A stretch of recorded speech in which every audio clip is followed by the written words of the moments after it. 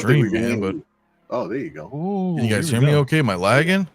You're lagging a little bit. I'm having a little bit of a lag, so give me 1 second. Let's say hello to Hector. What's up, my man? What's going on, guys? As I'm large and in charge right now, having a good Saturday. A lot of chores today, but we'll pull through. Got the caffeine, heroin inside my veins, blowing and growing. Here we go. And here I am again. Welcome everyone to technical difficulties, man. I'm so sorry. There we go. There we go. Anyway, but yeah, what's up, man? What's up, dude? Yeah, not you're much, back, man. Just chilling.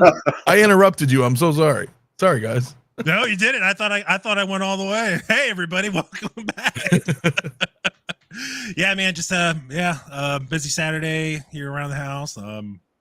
Getting ready to talk some toys, man, and talk shit about the faceplates on this bad boy soon. So let's do it. Hell yeah, my man. And we got CT. What's up, my man? What's happening, man? Yeah, good weekend. I've been just watching some animation, catching up. I got another one of the Force 5 Guy King sets that I've been watching season 3 of Invincible. Some pretty cool stuff. Oh, nice. I know you got an omnibus in, so we were pulling out. We've been pulling out omnibuses in the Discord. So I was looking at my X-Men stuff, and let me see if I can get this one ready for you. Yeah, let's see, man. Let's see. We'll give you a minute. Yeah. Put on some chill tunes for everybody. Oh. Yeah. Great, I suppose. Star Wars plan. Look at that. Yeah, this got this from Inbox Studio. You know these guys. You got a piece from them, didn't you? Yeah. Nice, man. So that's Han Solo's Tauntaun, because they did 2 of them.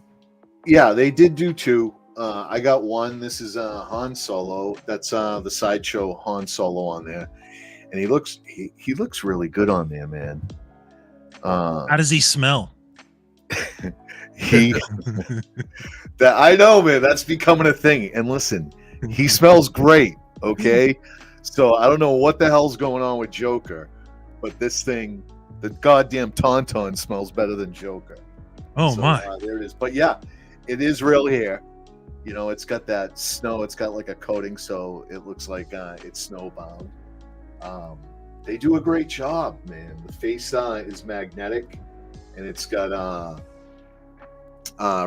rotating eyes in it. I know that light's a little bit too bright. Sorry about that. But yeah. Nice piece, man. I'm pretty damn good looking. I waited a while to get this in. I know Dylan's waiting for his. He's got the Luke Skywalker one coming, so hopefully he'll bail on his and sell me. So it's one of us is do something. The sideshow, Han is good. I mean, it's especially as a placeholder. I mean, eventually Hot Toys may do it, but I mean that's perfect. Yeah, obviously the sculpts are soft as shit, but look, he's got the binoculars or the vision. That's it. So exactly, got the binoculars. He does, and it's an enhancer. I'll tell you, I love my snow speeder, but this is up there, man. This might be my second favorite piece now. I'm a big fan of Empire Strikes Back, so that light is way too hot, but. That's all right. I mean, that's pretty badass, though. Yeah. There you go. A little bit better. Yeah. Yeah, dude. This bad boy ain't freezing to death on the first marker. That's for sure. Nope. That's right, man. That's awesome, bro. That is badass. Yeah, and I know we got a couple more things. Hector, you as well. But I'm gonna say what's up to everybody in the chat real quick, since I'm hopefully done with technical difficulties. But Punisher, what's up, my man? Thanks for coming Saturday night. It's clobbering time. Yeah, man. Freaky, what's up, dude? We've been playing a lot of Marvel Rivals, in case you didn't know. It's awesome, dude. Steven, what's up, my friend? Thanks for coming as well, dude. Pedro up in the house as well, man. We got Keith. What's up, man? How you doing, my friend? He, what's up, dude? Red Hulk, man. Yeah, dude. Yeah. Talk about it here in a minute, man. Dustin as well. What's up, my friend? Very cool, man. Glad you guys are here. Kinky Sphincter, my dude. 33 months, bro. Nice. Channel membership, man. I appreciate it, bro. About to go eat. Try to be back later for what is this? Fourth? I don't know what this is, bro. Thank you though. Appreciate it, my man. He's always for feet, man. Collectible chats. What's up, dude? How you been, man? I haven't seen you in a while, man. Let's come hang out sometime again, man. We'll watch some shit. I just want to say what's up to everyone. Happy Saturday, my man. You as well, always, bro. Clint, what's up, my friend, as well. JD, my dude, what's good? What's good? I think my sound and everything's good now. Yeah, I was lagging in real life, bro. It was, I don't know what was happening. I do have my man, Rockamon Chris, dude. Thanks, brother. Always appreciate it, man. $20 super chat, my dude. Go watch Crash, you uncultured 89th person. We will watch Crash. Thank you though, man. We will watch it. We will totally watch that shit. We just got to figure it out when. 12-inch Moose Stream, what's up, dude? Hello, community of collectors in our Batman all in hand. Nice, man. Let me know what you think. Let me know what you think, man. It's cool, man. Okay. Oh, there you go. Charlie, what's up, my man? With feet, man. Had to hit the streets to get home quick for the stream. Appreciate it, man. Jedi Chris, what's up, bro? Hope you doing. I don't know. It's always feet with these guys. I don't know, my man. I don't know. Jedi Chris, what's up, bro? And Renz as well. What's up, my man? Charlie says, CT, I love this figure. I hate that you have it and are teasing me with the tauntaun. It's funny, man. Hell yeah, dude. Doug also, what's up, my man? I hope you're having a good Saturday as well. What else we have in here? Tim Harvey, what is up, man? Happy Saturday, Mafia and crew. Thank you, my man. Thank you very much. And another, thanks, Chris. $2 super chat. Hector, can you show off that cool statue? Yeah, something we're gonna do here shortly, man. Thank you, my man. Thank you as always. Old 16, what's up, dude? Happy Saturday to you as well. Clinton as well, my man. We got Amir in here, man. What's up, dude? Watch on the big screen while modding the color of my Duke Leto armor. Is that his name? He is Duke Leto. Duke Leto. Come on, man. Really? It's that one movie in the desert. Really, man? Oh my God. I'm just teasing, bro. I'm just He's turning that teasing. into a box of mashed potatoes called Dunkin' Idaho. Yeah, Dunkin' Idaho. Like I would tell Dunkin' that to my friend, my roommate or someone. They're going to the grocery store. I'm going to make some potatoes au gratin. Go get me some Dunkin' Idahos. Right? That's what it sounds like. Mike, what's up, my dude? We do like Harrison when he's angry, from the neck up at least. We'll talk about it, bro, for sure here in just a little bit, man. I got some things on it as well. Hector, thank you, my friend, as well. Celebrating 35 months. Yeah. Up in the sphincter. That's right. All right. Well, I appreciate it, man. The girl was good as well, my friend. What's going on, man? Thank you for coming through, man. Saturday night. Yeah, man. Let's look into some of the things that you guys got. I didn't really get anything in new per se this week myself, so I did get some older stuff that I reacquired. But yeah, while we look, man, I got a poll in the chat. Speaking of Red Hulk, man, let us know, is Red Hulk coming home? We already have like 50 votes already, man. So 22% say yes. 78% is like nah. So we'll see. We'll talk about it, man. But Local Lou, what's up, dude? What's poppin', people? Hope you're doing good, Lou. I haven't talked to you in a while, man. Hope you're well, my friend. As always, you and the fam. But yeah, Hector, you got some stuff in as well. I see. Yeah, we'll start with the mediocre.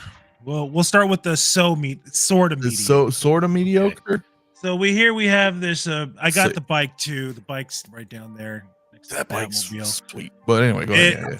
Once you put it next to a Jazz Inc., like that shit's fucking huge. That's what I was like, oh shit, what do I do? So it's there for now. I tried fitting Batman in there, it wasn't working. So, but the figure. Let's talk about this figure for a little bit. So, after a couple of days, I'm liking it a little more. But obviously, the worst part of this fucking thing are these face plates right here. That's not Ben Affleck. I don't know who the fuck that is. The stunt double, right? I don't even know if it's even a stunt double. This shit looks like, I don't know, some dude I'm coming across at a convention or something. Yeah, overall the suit, he's a little bit beefy, too beefy, I think. But overall the suit's good, the armor's good. I wish this was a little bit more shinier like in the movie. The cape is a pain in the ass, so hopefully somebody does come out with a fully drapable cape, so that way it drapes nicely.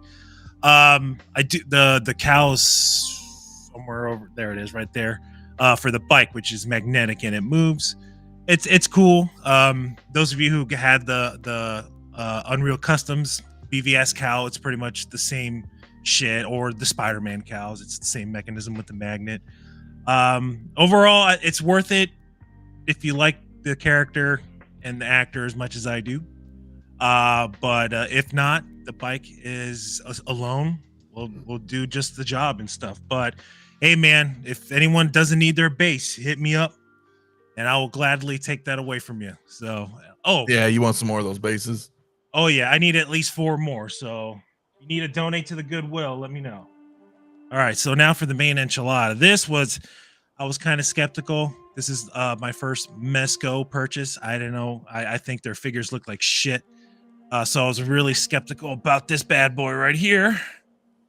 Yes. Oh, This is the Mezco. It's fucking heavy. This is the Mezco Static 6 Conan the Barbarian statue, the movie poster. We have our first official 1/6 scale Conan and 1/6 scale Valeria, non-posable, of course. It's awesome. Definitely worth it in my opinion. It wasn't too bad of a price. It was like under $400. Yeah, dude, it's my first statue, my last statue. This shit's just badass, and it's always pretty badass.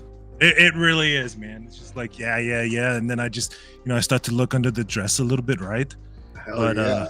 Who's that in front of him? Is that that's Valeria. Valeria, that's the queen. Right. That's right. She traded her soul for mine. Dude, that's badass. That is actually really cool, and that's good. At least, well, I mean, you're gonna have it anyway, but that's cool because eventually Caustic Classics doing their figure form. Yeah. That is my most anticipated release.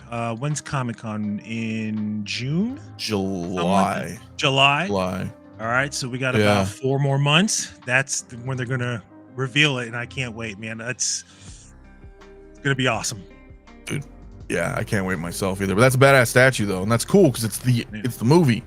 You know what I mean? It's the poster, so it's nice. You don't have to pose it. It's 2 figures. It's nice. You're like, dude, that's cool.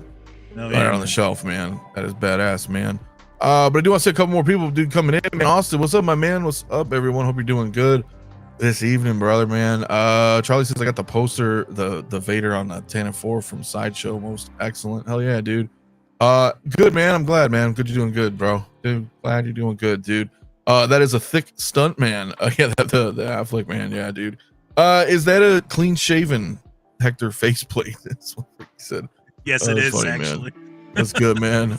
Commander Green, what's up, my man? Always, dude. What's good? What's good? Yeah, what's good? I got the Artisan Joker and Star Killer in this week, dude. Both awesome. Ooh, nice pickups. Well, definitely Star Killer. I didn't get the Artisan Joker, unfortunately, but dude, Star Killers. Yeah, things are rolling in. I love them, my man. Hell yeah. And what's we got up in here, man? Figurecraft Philly, what's up, my man? Oh, Burning Man Batman. Hell yeah. Congrats, Hector. What's up, everyone? Hell yeah. Dude, 6 shots, by the way, man. That Batwing. Dude. Amazing. Amazing, man. With Supergirl and all that. That was best choice, man. That was pro, dude. That was awesome. Go check out Figurecraft's photos on that if you guys haven't seen that shit, man. It's that FOMO because I didn't get the Batwing. When you see cool shit like that, you're like, oh. I did. I got it. It's coming. Yeah, I know you got it. It's coming this year. I don't know what I'm gonna do with it when it comes up, but that's a future me problem. It's pretty awesome. Yep, you'll figure out what it's at. Yeah, it's huge, bro. So Tim, what's up, my man? Costas will be debuting the 1/6 scale seamless body rooted hair Conan. That's right. At San Diego Comic-Con. Yes, sir, man. It's gonna be pretty awesome, man. Hell yeah, Steven, dude. That's pretty badass. So yeah, I'm anticipating it as well, guys. Dude, that's gonna be an awesome awesome. Coffin, what's up, my man? Look at these 360 dudes. What's good, dude? That's funny, man. Windman 42 also, what's up, man? How you doing, dude?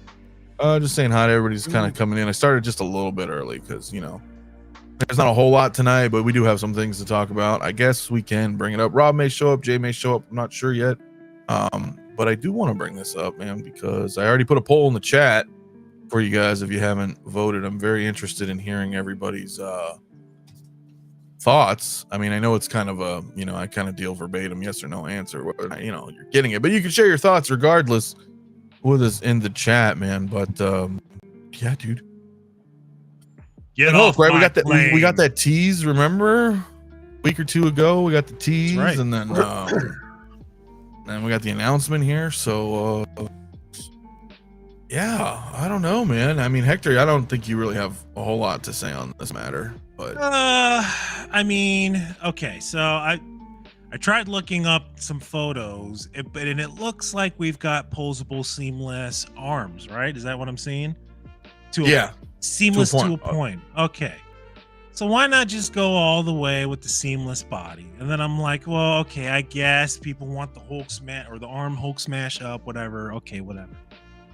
And then I went to another picture, and then I saw seamless or seamed knees, and I'm just like, okay, what the fuck? It's like you give us the elbows, but you can't give us the rest of the legs. What's going on here?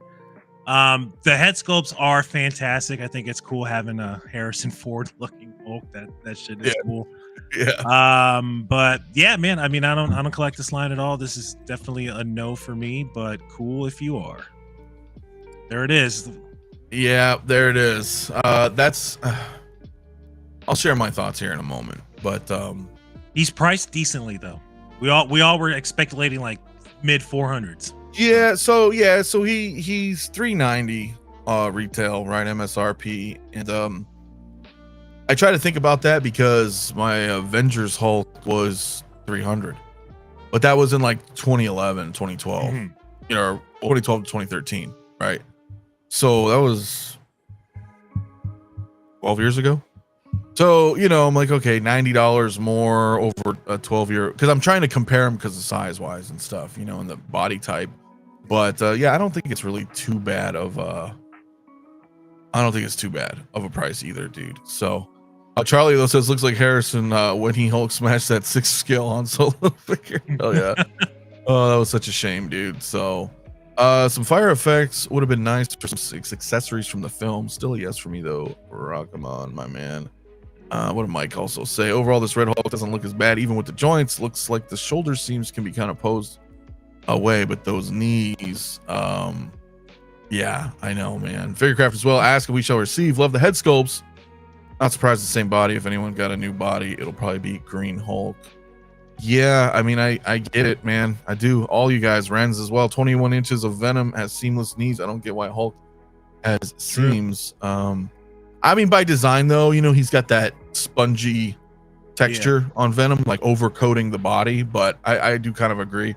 Pedro says the knees are probably double jointed, hence the unique design and looks. You guys all got some great comments there, man, and opinions. But what about you, CT? I mean, man, we I think we've watched this movie like 3 times in a row. Yeah, we've watched it a few times.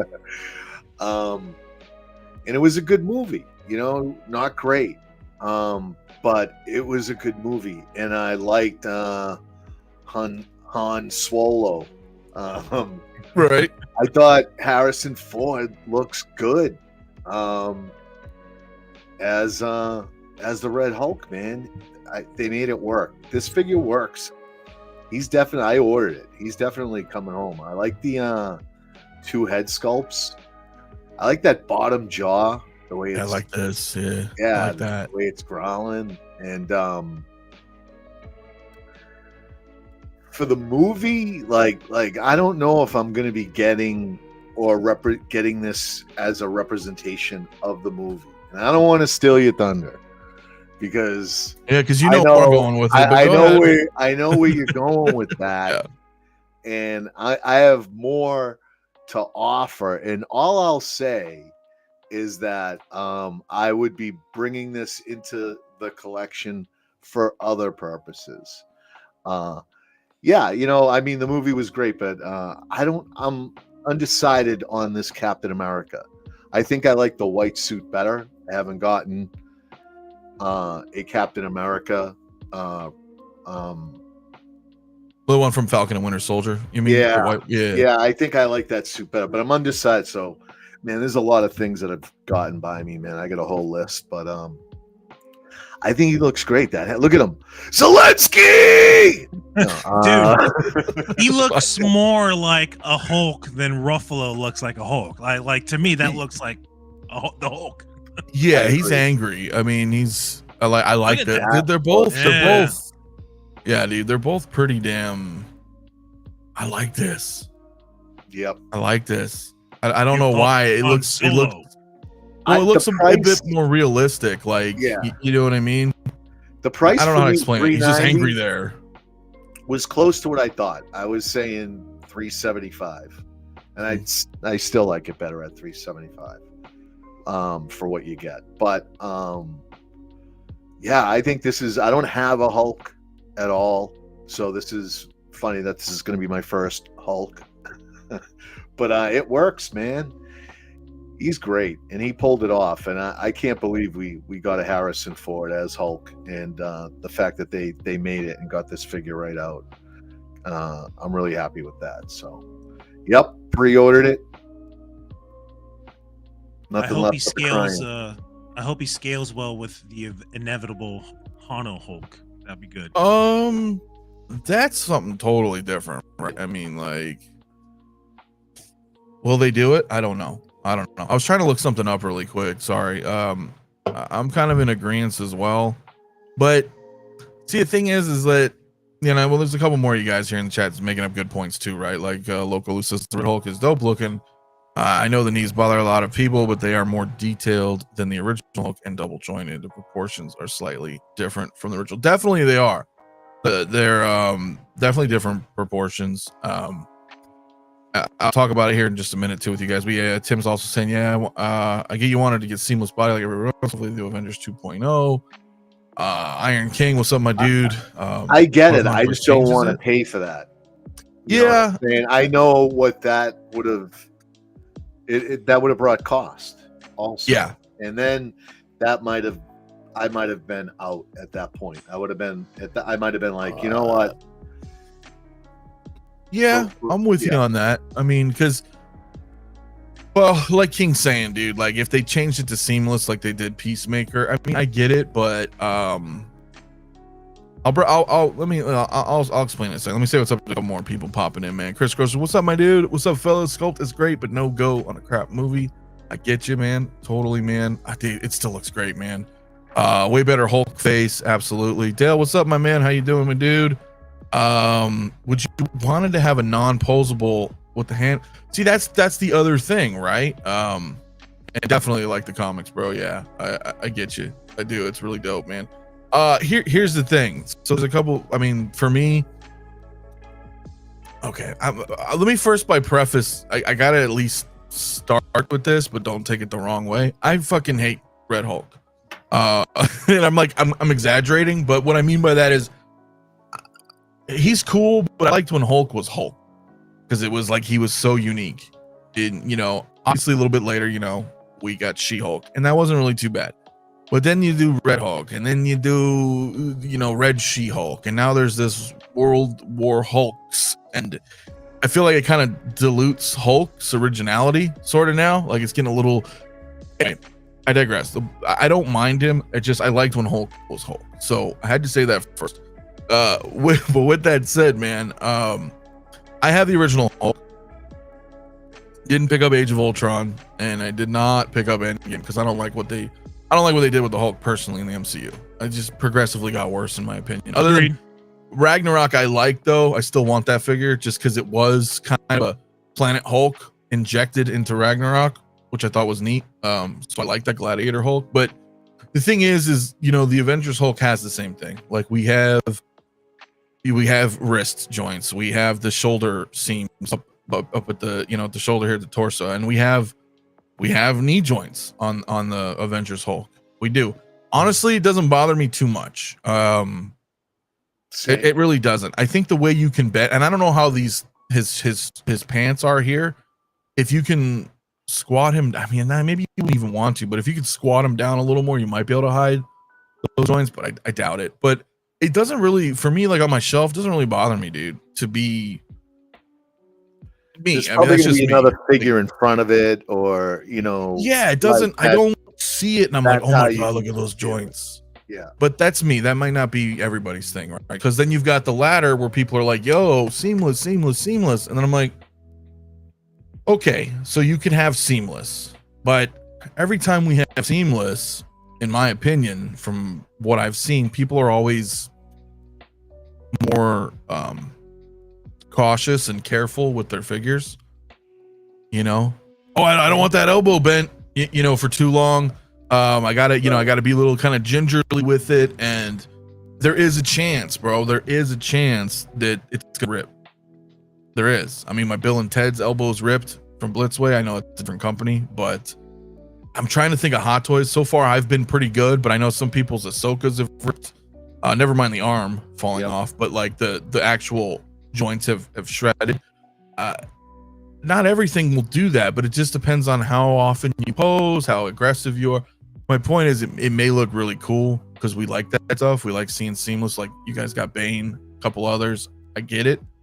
But it's a big ass figure, and I'm afraid that you're gonna kind of museum pose him if he's seamless, and then undoubtedly the price would have been more. That's just my thoughts. Like I mean, I think it's fine the way that this is made personally. I mean, oh, there you go, he's right there. So yeah, you can kind of compare. I don't think that looks bad, to be honest, man. I think it's less noticeable, if I'm being honest, on red than it is green.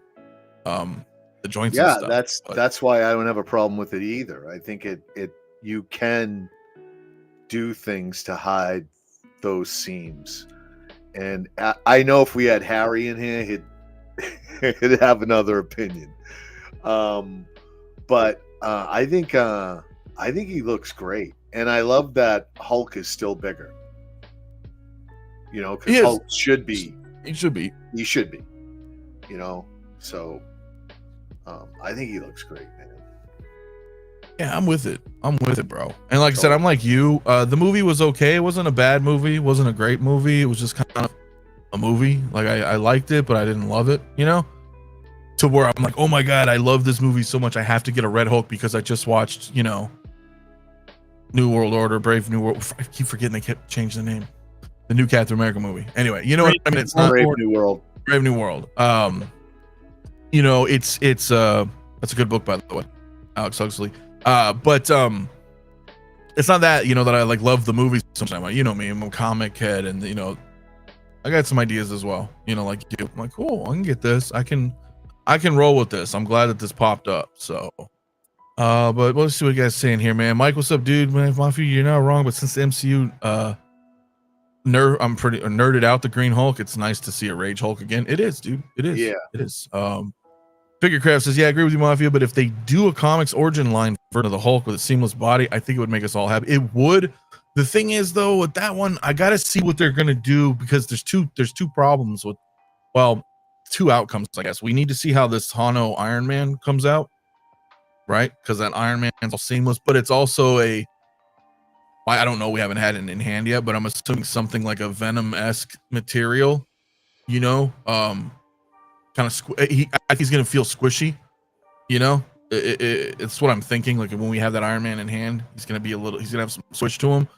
So with that, I don't know if that's the kind of outfit or material, I'd say, that they could use on I mean, we have to see, right? Because if that material's good and it doesn't look too fake on a comic Hulk, then dude, that could work. And with them hopefully being low cost, I think the risk reward ratio is there, right? If you're playing around with seamless at a lower cost, right? But 400, you know, plus tax and shipping. I mean, I would be careful if this was, you know what I mean? Hector and I were looking at that earlier. We forgot that that thing comes with the magnetic switched lights, so the repulsor the Iron Man all magnetic activated. Yep. Yeah, man. Yeah, dude. So. Hano's getting all the great technology while the actual Hot Toys are like still behind. Right. What's that? Yeah, but we're getting some cool shit though, and we'll talk about it a little bit later too with them. But they are getting some cool stuff too. But I agree with you, Fat Gadget. Same with Rock'emon Chris. Like he doesn't really come with anything. It'd be cool, right? A shield stuck in the ground diorama, you know, stand or a podium. Right, yeah, that would be kind of cool. Smashed presidential podium would have looked great. Yeah, something like that would have been pretty cool. Gray Hulk, yeah, dude, I'd take a Gray Hulk. That'd be really cool, man. So yeah, there's really not much there, dude. So yeah, I don't know, man. So what are we saying, Pedro? Man, these older seamless figures are not platinum silicone, which is more durable. That being said, it's not flawless either. True. Tim's also saying, but even with seams, every single post that this Hulk is featured in is basically an exaggerated museum pose. Also true. So we're gonna have to see how this works, man. Once we get it in hand. Which, by the way, I believe this line is like ready. Right? These are both slated for 2025. The Captain America and the Red Hulk. I'd have to double check on Sideshow, but I think these are like pretty quick. They're not like a year and a half out. Yep. Yeah. So we're Stop gonna that, start Hot seeing Toys. these. You're shortening the wait time. Stop it. Well, you don't have to get it right away, but you know. Not in this day and age. Shit, wait list now, man. I know, but at least get the pre-order. I don't know. Chris is saying, can we get some comic version of the Hulk? They have better and more interesting designs. How about a detailed version of Marlins and Gray Hulk? No, I know. Iron Kings are doing comic figures, so comic Hulk is coming, hopefully. And Lou, that's a good point. Wolverine, yeah, he'll be squishy. He will be. So, and then Charlie's saying, what have I been hearing for the last few minutes? What I have been hearing for the last few minutes is Mafia says he's 200% buying Agent Vel. Yeah, of course, dude. Of course, of course, man. Don't even no, we're gonna talk about it. But yeah, I mean, 77 votes in the chat. 22% say yes. 78% no. I do like this though. This is cool, man. There's nothing wrong with this figure. There's nothing wrong with this figure, in my opinion. Like I said, it's just like everything I mentioned earlier with the Avengers Hulk. You got the seams, you know, you got the seams in the knee. It's all the same, seams in the wrist.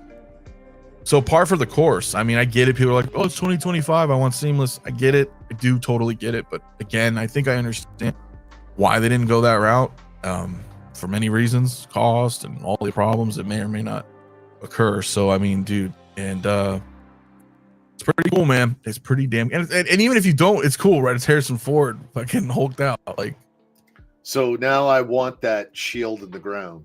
Like now that they've. But you can do that, man. You can just buy a Captain America shield and put it on a fucking Mark 85 base or something, you know, and kind of man, if Hot Toys, if you're listening, do something with the base. Get that podium on there. Get that shield. Something. Did they even show a base with this at all? I didn't see one. I don't even think I got one with my Hulk. Did I get a base with the Hulk? I don't even. There's nothing here on the splash screen. I mean, there's no base, not. So you get 4 hands, 2 head sculpts. Now, I mean, the other option though too, right? What they could have done is they could have done what they did with Age of Ultron, where he had to swap out torso. You know, and so but then he was locked in that power pose, you know, with the arms up, you know. Yeah, they could have done that too, but again, I think this is good, bro. I think this is good. The 2 head sculpts are just awesome. I couldn't be happier with either one of them. They look great. Yeah, 100%. They look fantastic. I might even be cool to root these. You know, make them kind of crazy rooted hair and like. I don't know. That might be kind of cool because it's like staggered hair a little bit. You know what I mean? It's not like a combed style. That might be cool. I don't know. But 12-inch, my man, celebrating 9 months of membership. Thanks, my man. 3 Hulks in hand. All below MSRP or all at MSRP. No bargain bin here. Pass. Interesting. Okay. All right, my man. All right, Forrest, what's up, dude? My man, this is coming home. And that's the thing too, right? Because if you guys aren't familiar with Red Hulk, and you know, you guys are just like, you know, I like the movie, I still think that works too, because you can buy that Captain America and you buy this Red Hulk, put it in a shelf, and you're done. And you can look over there and be like, that's a movie, you know what I mean? Like perfect representation from, you know, the whole thing. You know, I don't think you need anything else from that movie personally. So that's another thing that you can do for sure. Agent Venom already paid off. Hell yeah, dude. Get what's up, man? I just want hot. We all do. And I think they do. I do think they do. I think just certain things are, you know, they make a decision and they run with it, man. So, concrete base with destroyed cherry blossom would have been nice, or a roof on the White House. Yeah, but you can buy like some of the 6 scale bases like that they do have cherry blossoms. I mean, I'm just saying you could kind of be creative. You could buy a couple of those, put them on like a street diorama thing in the back. You know, if you guys wanted to play around, I think there's a way. But yeah, it would be cool if they included something. But they could have gave you a wing. You know, when he rips the that part of the movie. But anyways, I don't want to spoil anything. But they could have gave you one of the wings from Captain America. They could have. I think everyone's gonna grab their Leias and start rubbing his palm and bring him down a little bit. You know what I'm saying? You never know, man. But I mean, no, this is pretty cool, man. I'm glad that they made it. It's been Endgame, I guess, was the last Hulk, but I don't even consider him Hulk. That's just me. Some people will. Well, even if you like him, I still don't feel like Hulk. He's too small. You know, I'm talking like Age of Ultron, Gladiator Hulk, you know, Avengers Hulk, big Hulk. It's been a long time. I think our last one was Gladiator Hulk. Now, could you get the Indiana Jones and use that head sculpt and make a presidential? Yeah. Or the Force Awakens, or yeah. You know. Just an older, but I think Indiana Jones might be closer to it. But correct me if I'm wrong. I think with the Indiana Jones, his hat is sculpted onto his head. Ooh. I think we talked about it when it was announced. There it is. It's been a while, but yeah, you know, no ticket. Clinton Martin. Yeah, but the Force Awakens, I think that's the Han Solo, right? He wasn't in Last Jedi or Skywalker. Well, he wasn't in Rise of Skywalker. I mean, Hot Toys wise. Okay, yeah. Right, I think it was just Force Awakens Han, so that could work. Exactly, you're right. Yep, it does not come off. So that one, you know, unless you chopped it and got it rooted, then that could work too. Guy needs some actual chest color chest. So that'd be kind of neat too. So I'll likely buy a new Daredevil. I will as well. I will. The teeth look awesome. They do. They really do. So, I bought my Hulks at less than MSRP to clarify. I got you, bro. I got you. All right. Thank you for clarifying. Son isn't a real solo. Yeah, dude. So, yeah, man. Well, I think I'll probably wrap on this, man. 86 votes. Unless you guys haven't voted, we can get to 90 votes. But I think it's pretty clear here. The majority is not grabbing on this particular one. But that's okay, too. That is all right, too. So, let's see what else we got, man. That makes me nervous, man. That makes me nervous. Gonna get canceled. Here we go. Well, yeah. Oh, you think that's what it will? No. I don't. That missile sends its regards. That missile. Nah, I don't Barry think Flash. Yeah. Because the thing is Hulk still do it, man. Iron Man from What If? Well, that's a what if. The Sicarian armor, that was. You think that was hideous, man. What about you think Human Torch is going to make it home? I will give you the Chris Evans from Wolverine and Deadpool. You think Blade's going to make it home? I think I will give you some of these are. I don't know. A glimmer of hope, CT. I'll give you a glimmer of hope. At a convention, this is before Snyder Cut came out or anything. Mm-hmm. Howard Chan was there, and someone asked him about certain figures, and they asked about the Justice League, and he says, "We will finish the line, but Cyborg is canceled." So for the longest time, we were never going to get a Cyborg. Out comes Snyder Cut, boom, a Cyborg. Yeah, but that counters your argument, though. But it's possible. Fine, I get what you mean. It is. Well, everything's possible, but you know what I'm saying? It's like that was such a unique experience because people really.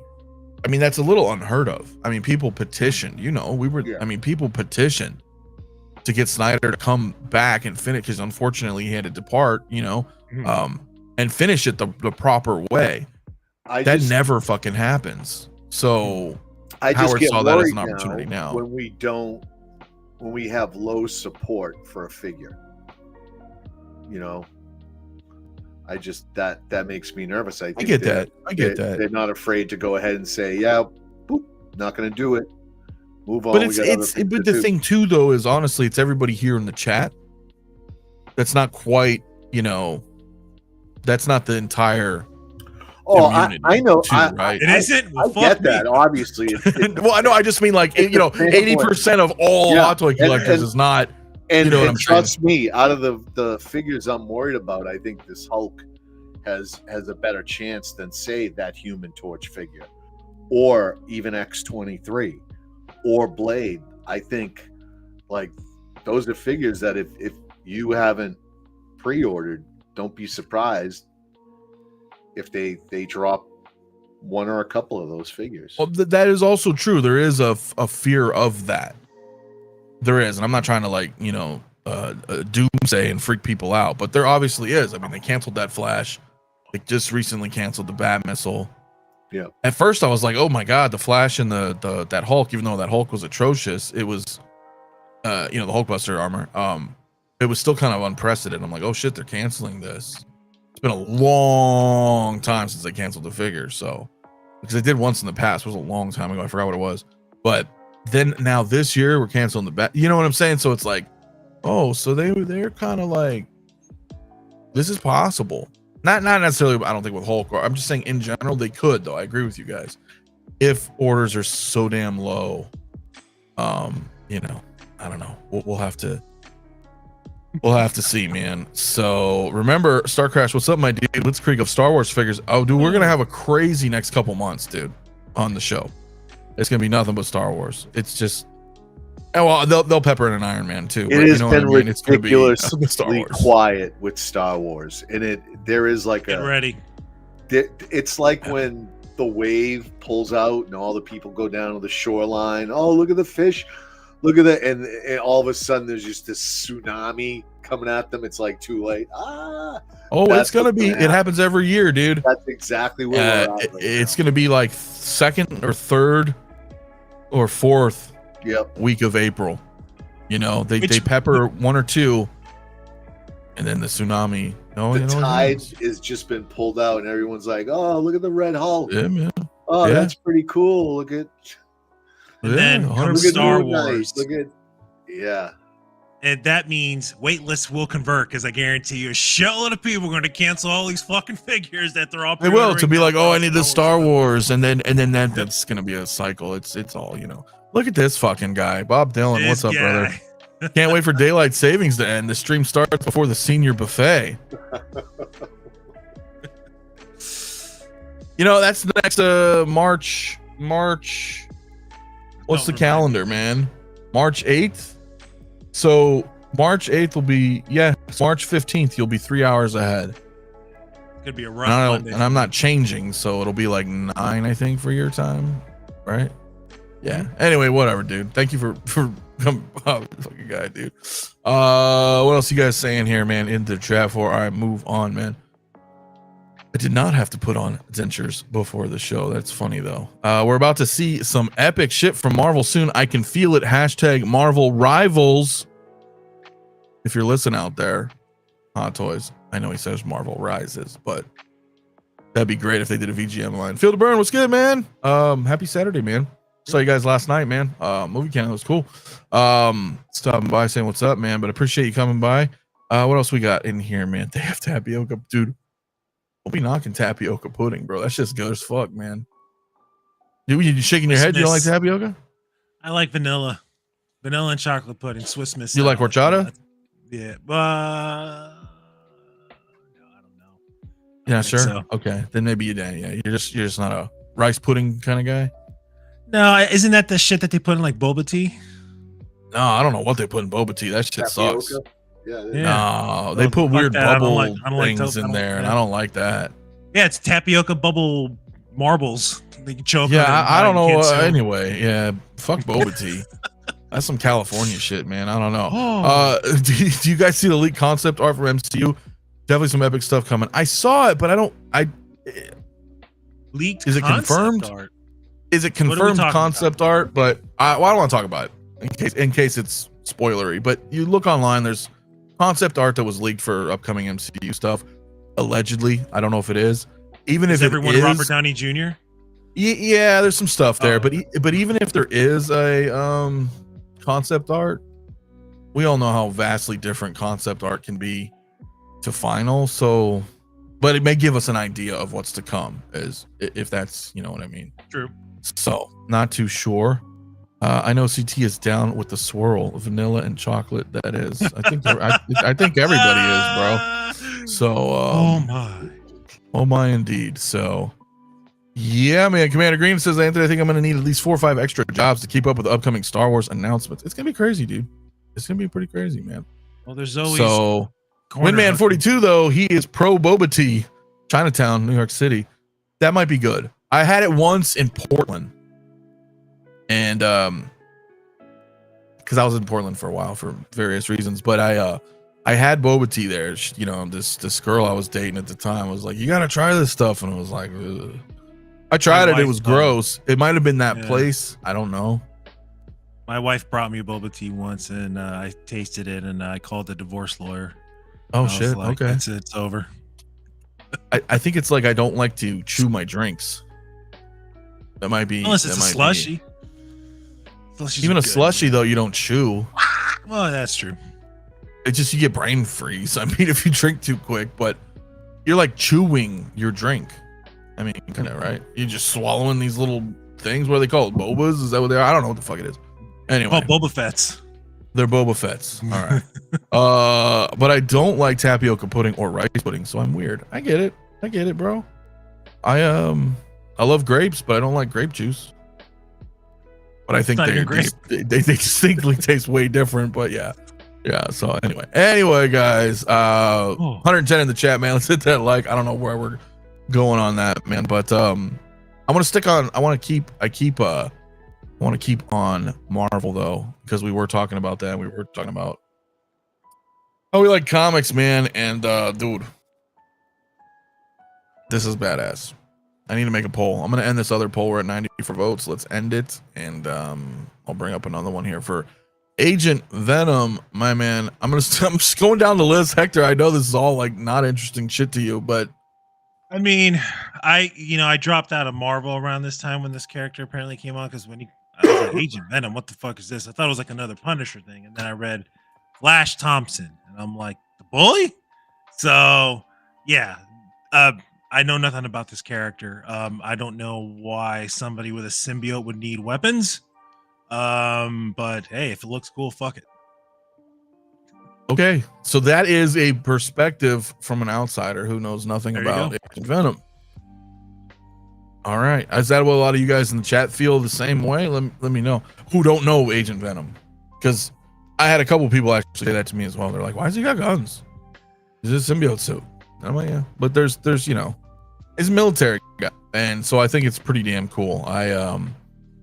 For me, this is really neat because I did read the comics, and it is cool because the idea of the story of Flash, is that Peter Parker kind of like inspired him to join the military, to kind of be a hero, and he loses his legs in combat. So he's paraplegic. So he has no legs. Yeah, he loses his legs, and it's not a lame design. I know it's not for everybody, but I love it. I love this. The reason why I say this, and Chris got too.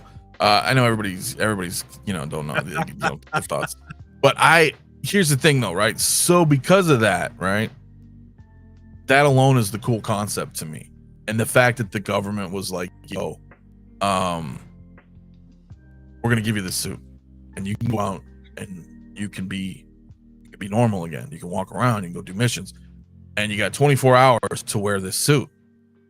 You can go out on these like kind of black op missions. You know what I mean? We're sending you out 24 hours, and you got to get back, because if you're out any longer, symbiote starts to bond with you. You know what I mean? And it can become permanent. And so I like that, because there's this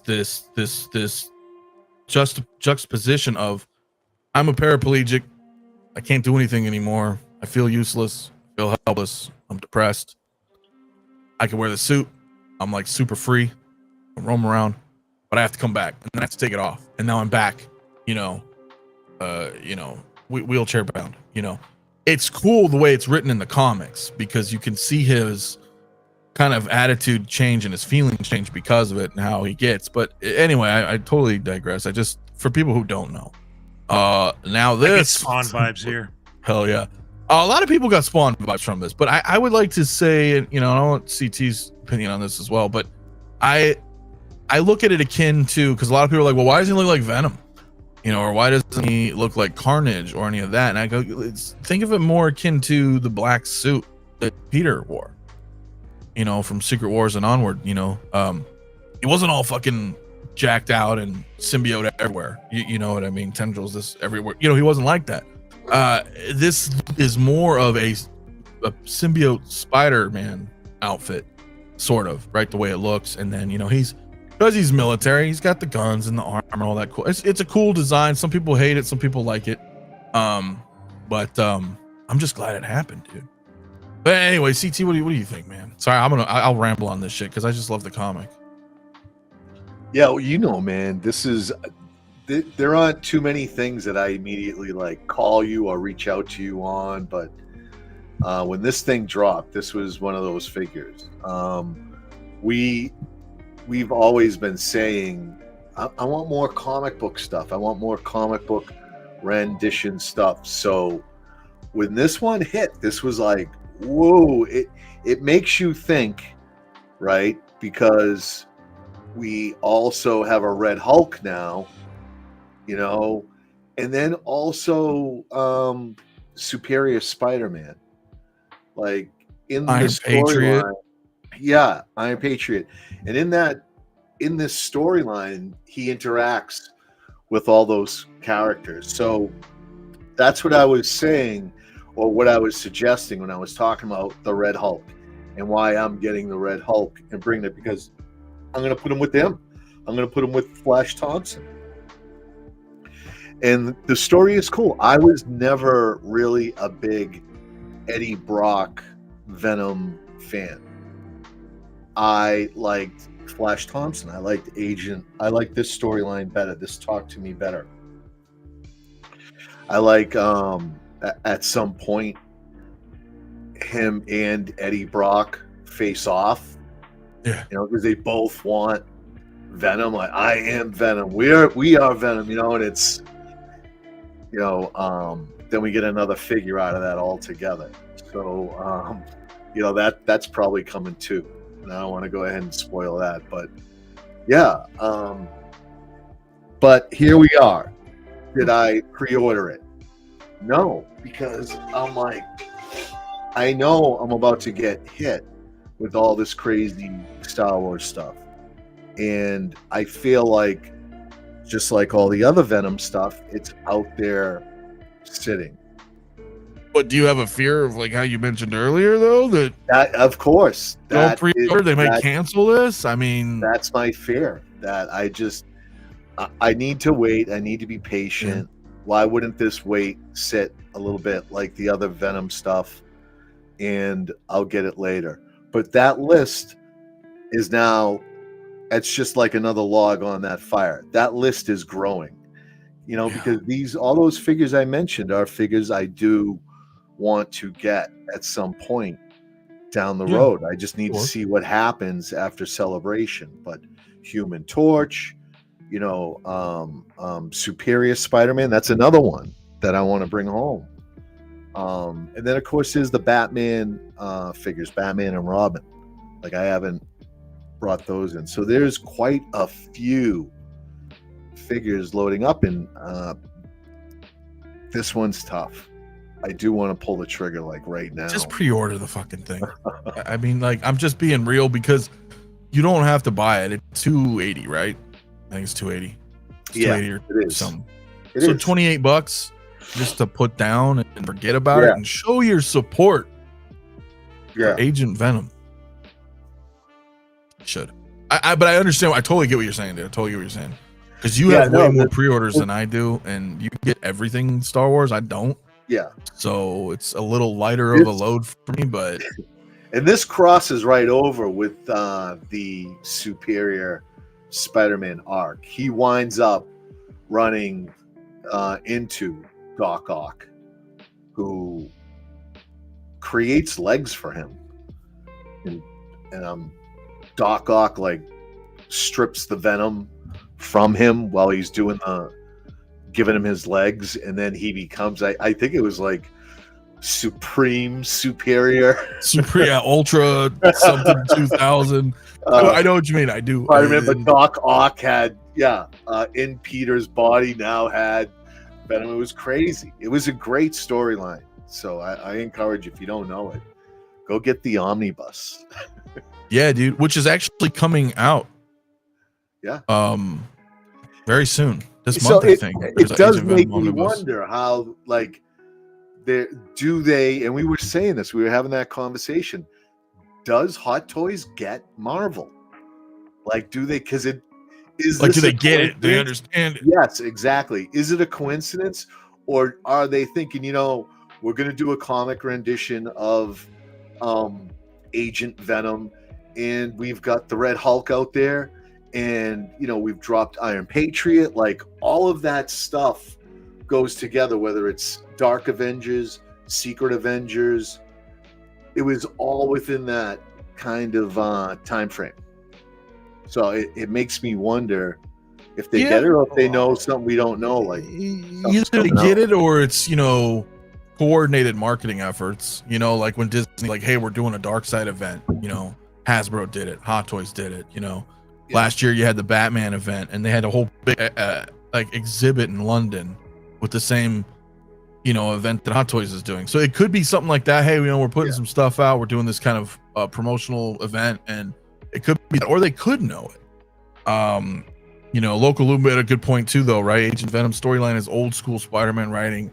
It's that good with crazy crossovers and team ups. And Charlie Unicorn, not many people know this. This is kind of a deep cut, but yeah, man, that he teamed up with Red Hulk, X-23, and Ghost Rider in the next generational homage to the new Fantastic Four, because Fantastic Four was the Hulk, was Ghost Rider, was Wolverine, and was Spider-Man. That was cool. So yeah, it's kind of cool how they did this like years later. It's just kind of a exactly that. So, but and again, I don't know, it's not gonna be for everybody, but with the tendrils, whatever you want to call them, with all the like that is a good look. Dylan had a good idea. He was like, he said you could use that with Spider-Man Venom or something like that, make it look like he's stripping guns away from like a goon or something like that. Oh yeah, you could like pulling guns away from somebody, stuff like that. I'm like, oh man, that's a great idea. But yeah, this is how I would have posed, though. Like, I would like to have them just like this. I mean, this is cool, man. The guns being held by the symbiote, it's neat. It is. I don't know how I would, play around with this, but man, I love it. I love it. So, and I get when I go Red Hulk, it's like, where would the Red Hulk go? Where's the Red Hulk going to go? On the shelf, and with who? So boom, here you go. You have Agent Venom, and now I have something to pair with the Red Hulk. And it comes together rather nicely. Yeah. Anti-Venom is probably coming too, but I don't know if they're going to do comic series Anti-Venom, or if they're going to do what they did in the VGM Spider-Man 2. I don't know yet. Right. So they that came out, right? The VGM Anti-Venom. Not yet. Not this suit. Right, no, it's not this. No, Harry wore this in Spider-Man 2, kind of. Yeah.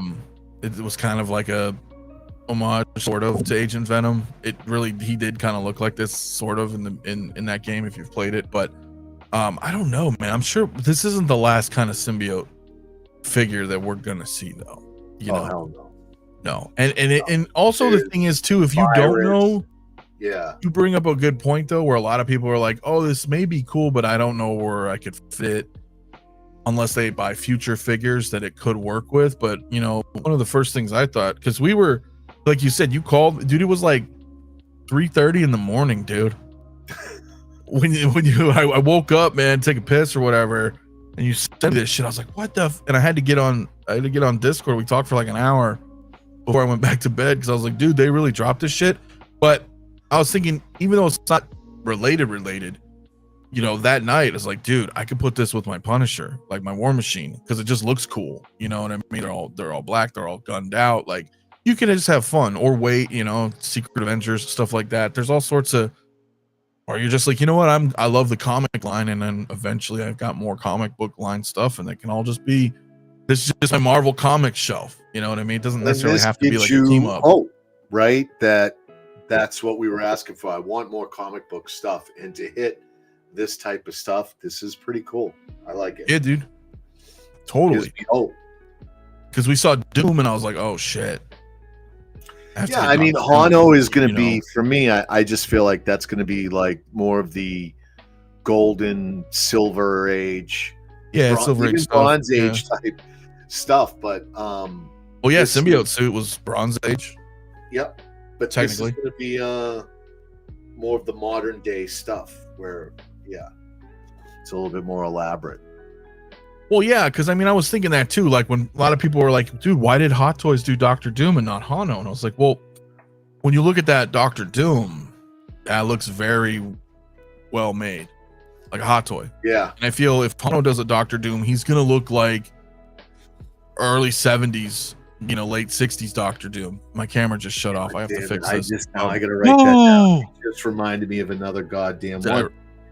But do you know what I'm talking about? Where Hano could make a Doom that looks like that. Yes.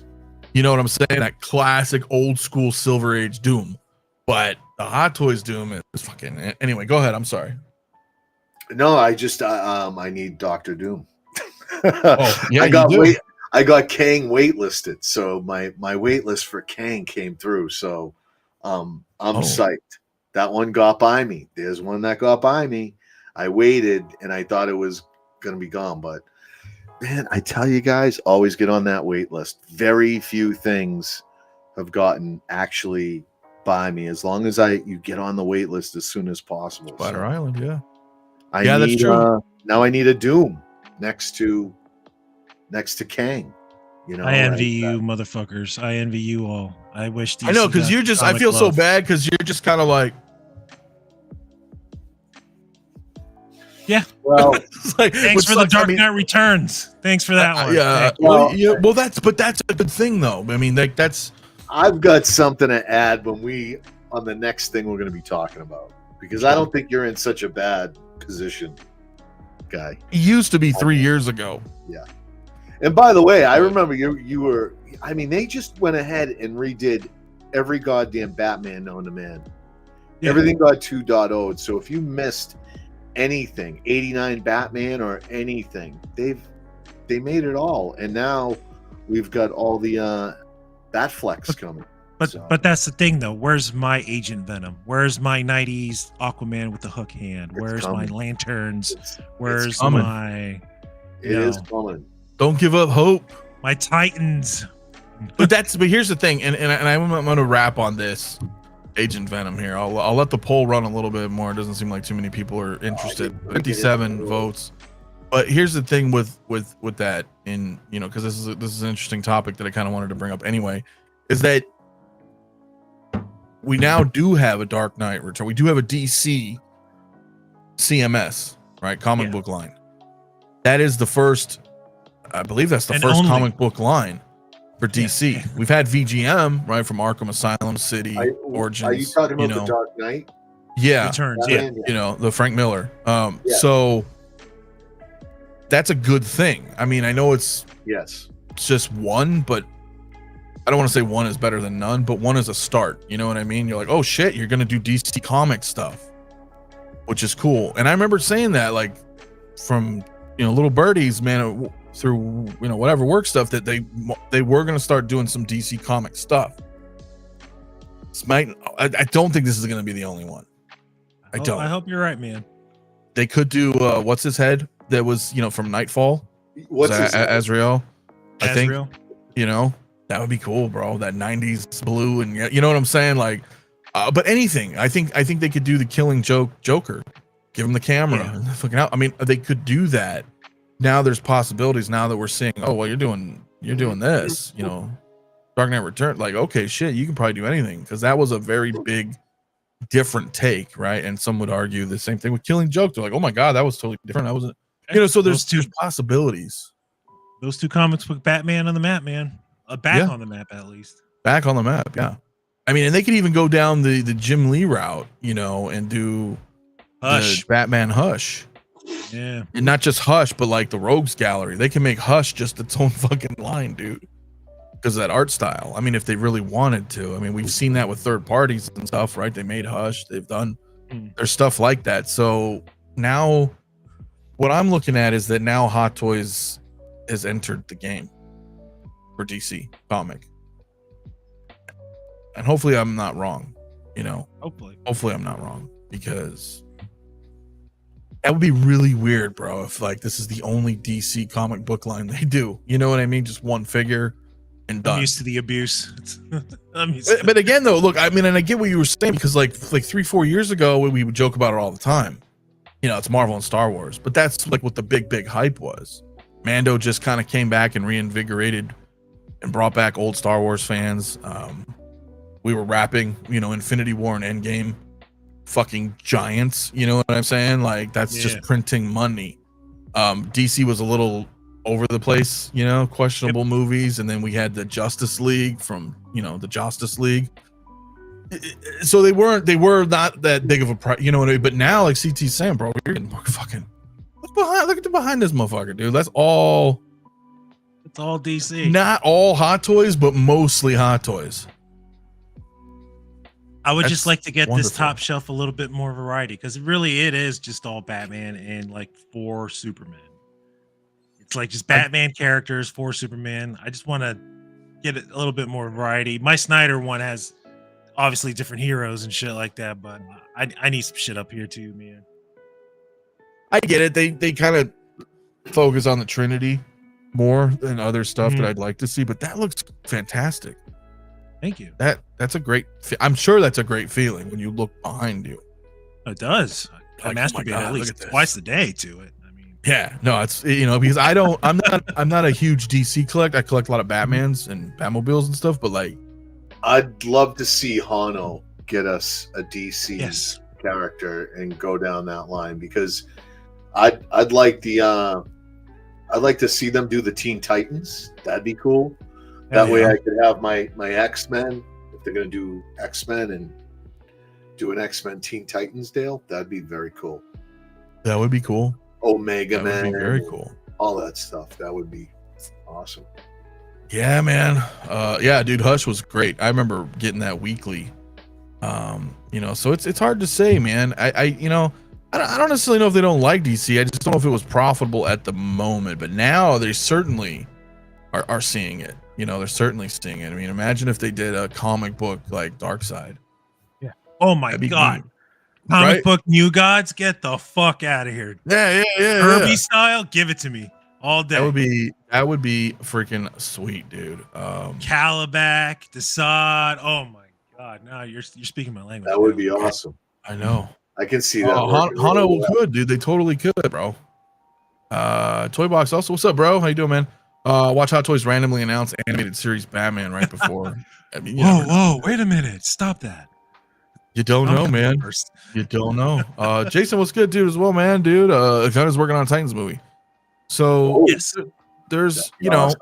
Well, like I said, so DC, the DCU's not done with Hot Toys, certainly, because we are ramping up into a whole new era for them with James Gunn and stuff. But I just mean comic wise, that would be really nice. We can start seeing stuff like that, and that's what I'm saying. Don't give up hope. I think we'll be getting there. I do think we'll be getting there. Hot Toys ain't going anywhere. You know what I'm saying? They're just starting with that shit. So, but I'm gonna go ahead and end the poll here. 67 votes, man. 36% say yes to Agent Venom. 35 no, or 60. Yeah, 35 yes. 64 no, which isn't, I figured as much. We do not need a Christian Bale 5.0. To correct Bob, it would be like a 10.0, okay? 5.0 was like 2 DXs ago or some shit. Yeah. He should talk. He just got the Christian Bale statue and customized it and rooted it. And Yeah. He put the better brand on it. They'll buy everyone. So also true, but hey, look, I'm gonna bring this up because this is something for you. Yeah. This is something for you, man. It should be something for everyone. Yeah. Well, let's leave it up to the chat, man. I'll start with you. Go ahead. I'll go ahead and type in the chat, dude. So we already knew this was sort of coming because Hot Toys blew their load a little too early by showing the sneak peek of the sideshow, the unboxing or whatever. So we knew this was coming, and finally it came. And so did I, because this thing looks fucking awesome. This will complete the Flash line. I'm still waiting on my modern suit Keaton. But this right here, I mean, it came out great. The suit came out great. I know people are complaining about them creases, but I think they forgot how clothes work in the real world, because obviously that shit will crease if you move. I mean, just look at that suit, dude. That suit, it is fantastic. The head sculpt, both head sculpts look great. I love the Black Adam technology, you know, so you don't have like a really odd looking like Spider-Man looking neck and stuff like that when you disconnect the head sculpts, dude. And this is great. I mean, I know people have issues with the actor, this and that, blah blah blah, but how many of you have a Kang figure in your fucking shelf? So I don't want to hear that, but I get it though. I get your point. Either way, this is I mean, look at that shit's awesome. I'll say the photos are fantastic. Shout out to everybody who fucking did these photos, man. They all look great. Great. Yeah. That's a little goofy right there, I will admit. A little goofy, yeah. That's Ezra Miller. It's funny because I think this head sculpt looks a little more like if that little kid who played a young Barry, like in the past, grew up. So like I'm just like, oh, okay. But yeah, dude, yeah, I love it. 10 out of 10. Oh yeah. Well, Toybox says I need to see him posed with the goofy run. Yeah, because he runs like a synchronized swimmer. It's the only thing I didn't like about that shit. And all the Snyder rendition. You know what I mean? He just ran weird to me. Rockamon says a wrinkly ball suit, so many kinks and crinkles. If I wanted all these wrinkles, I'd just buy another Spider-Man. Go back to your storage unit, sir. Fair enough. Yeah, go back. Go back to your storage unit, sir. Hell yeah. Bob Dale says need a microwave and that third-party baby from Billy Butcher. Oh, that's funny. Is this Yanni music in the background? No, it's not fucking Yanni. It's you know, that lo-fi. Yeah, but you know, fucking Yanni. It's funny, dude. So anyways, cowl on. Yeah, I'm good. But look, the figure looks fantastic. Not gonna lie, that looks amazing. I'm not gonna get it, but it looks amazing.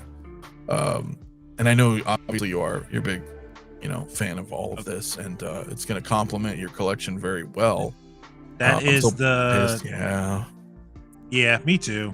Yeah, because that would have been like awesome to display them like running with like, you know, next to each other, or having Batfleck in the middle and Batman and Supergirl in the air. It would have been awesome, but you know,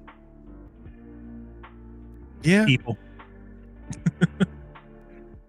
I agree, man. But it does look really damn good, dude. Like, hell yeah. I don't like the face. I get the face. I don't like that one, but yeah, that's a little weird. Well, you know, it just reminds me of Christian Bale. Like, who bought that Batman and posed him with that faceplate? You know what I'm talking about? Every time I do a Batman thing, I use that in my thumbnail. That goofy ass face. It looks like Howard watched like that skit with the comedian that plays the Batman. Like, you know, and he's all like, I think Howard's like, give him those lips. So. Yeah, totally, man, totally. I would like to hear CT's opinion on this as well, but I need to interrupt a regularly scheduled broadcast. Oh my God, it's been a while, boys. What's going on? How's it going, Rob? It's going. Happy Saturday, bro. Happy Saturday to you. I got some good news. Do tell. I got contacted. I'm getting an artisan Dark Empire Luke. Nice. I'm excited. Son of a bitch. Hell yeah. That's a good. That's great, man. Very excited. Very can't wait excited. to Because get I've been having sort of a long dark night of the Hot Toys soul. Just deciding, do I want to keep doing this kind of thing? But And let me say this We're every all there. fucking Saturday. I know. But there it goes. Hey, let me ask you something real quick, man, while I got you in the hot seat. Is there an issue going on with the last couple episodes of the True Noir? I don't know. Like, people have said that there's something in the RSS feed that they haven't got episodes 6 and 7. Yeah. I had a couple people ask me as well, and I was like, well, let me reach out to Rob and ask. So Yeah, because I don't handle that. But somebody said it because I just make the show. Something happened because people are like, that's so weird. I don't know, man. I don't know what's going on. Well, I guess we'll figure that out because I don't do that. So, but I don't know what's up with that. And episode 7's really good. And I'm very excited. I might have some really interesting news about that. Well, that would be great, man. Yeah. Well, that's good to know then. I'll let because a couple people ask me as well, and I figured that like that's more. Yeah, it's weird. I mean, distribution it's side so frustrating because I've been busting my ass making this thing, and I think we got some really good news. Well, it's people are really liking it, so good. I like the Flash figure, by the way. Yeah, man. Well, I will say, dude, the audio did its amazing work, man.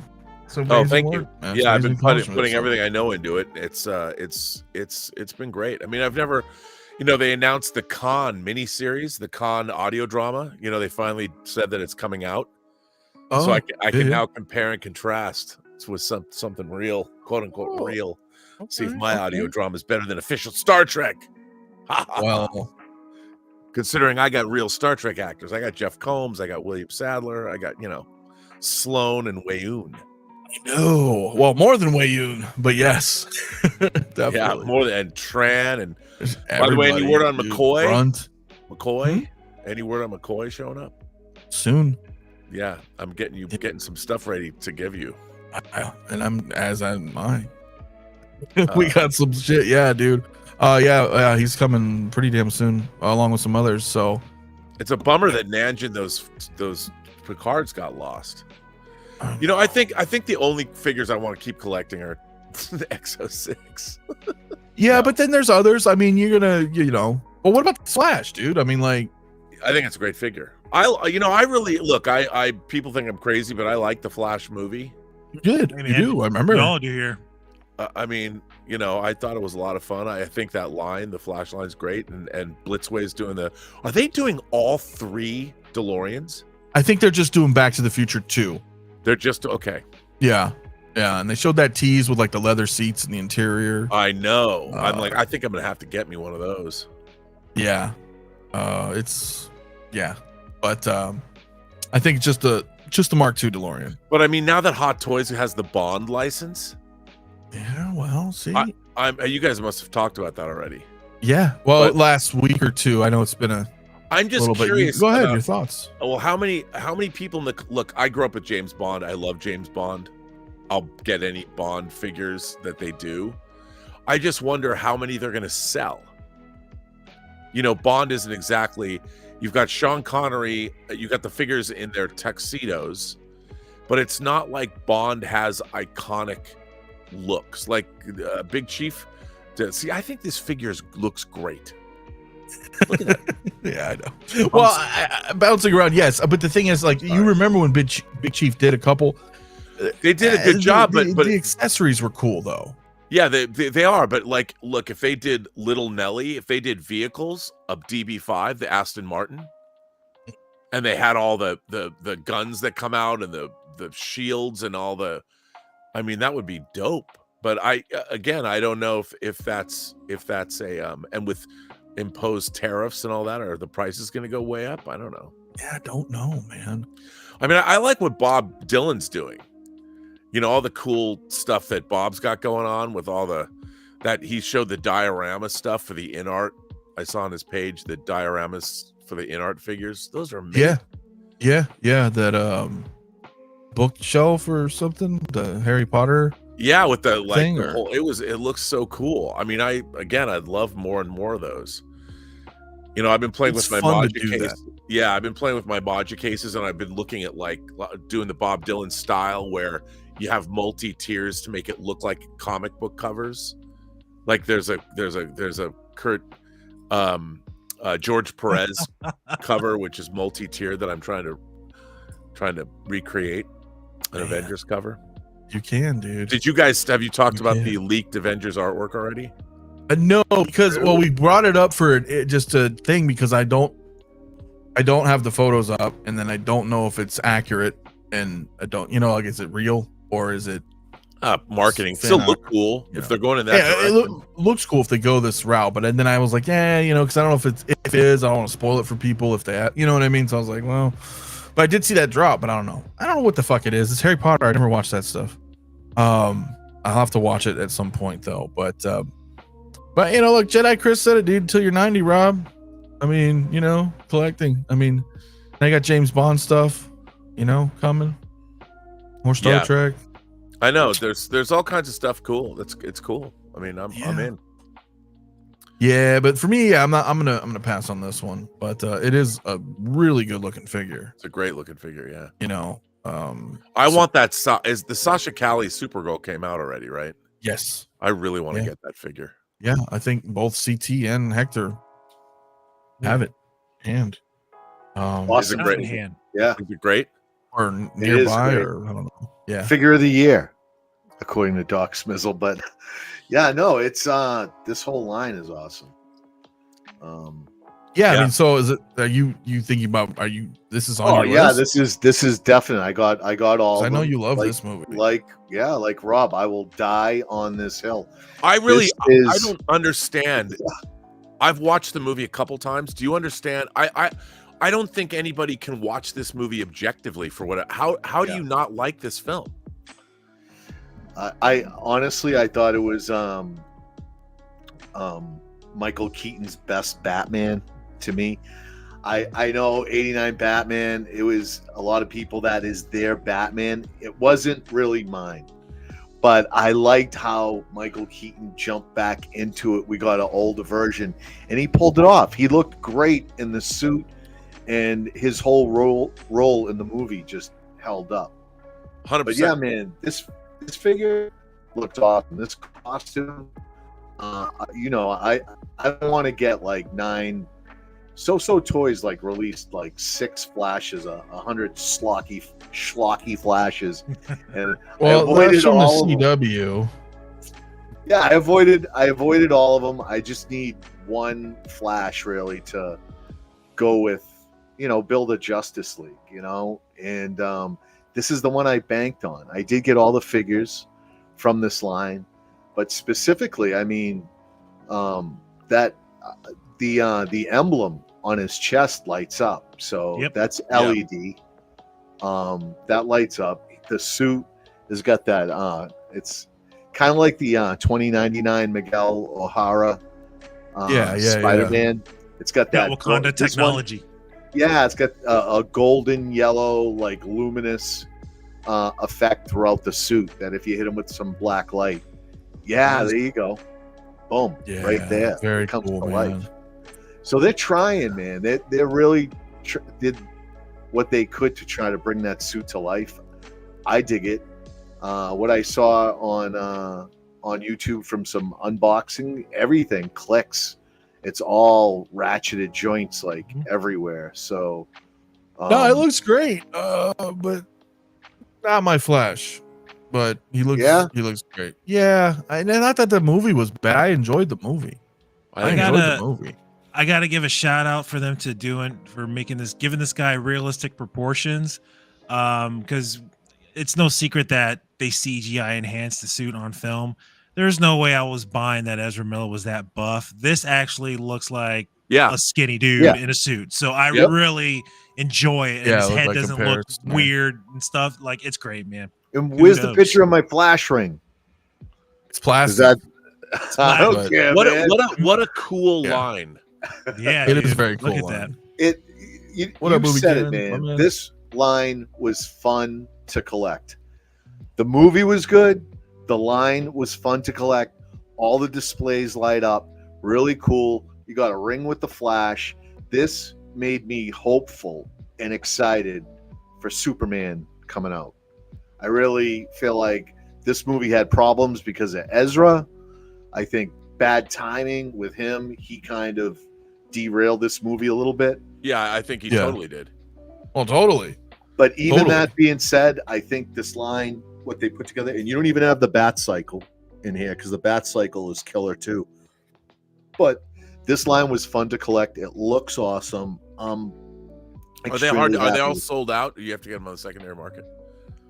They are. Yeah, a lot of people just are waitlisting, getting waitlisted on the Flash now. But yeah, for the Flash, the modern suit's still available. I think the Bat Cycle's still in stock. No, the Bat Cycle's all gone. Did it waitlist? Yeah, but both the single and the 2-pack. Yeah. Shit, But yeah, just jump on the wait list. That'll get converted.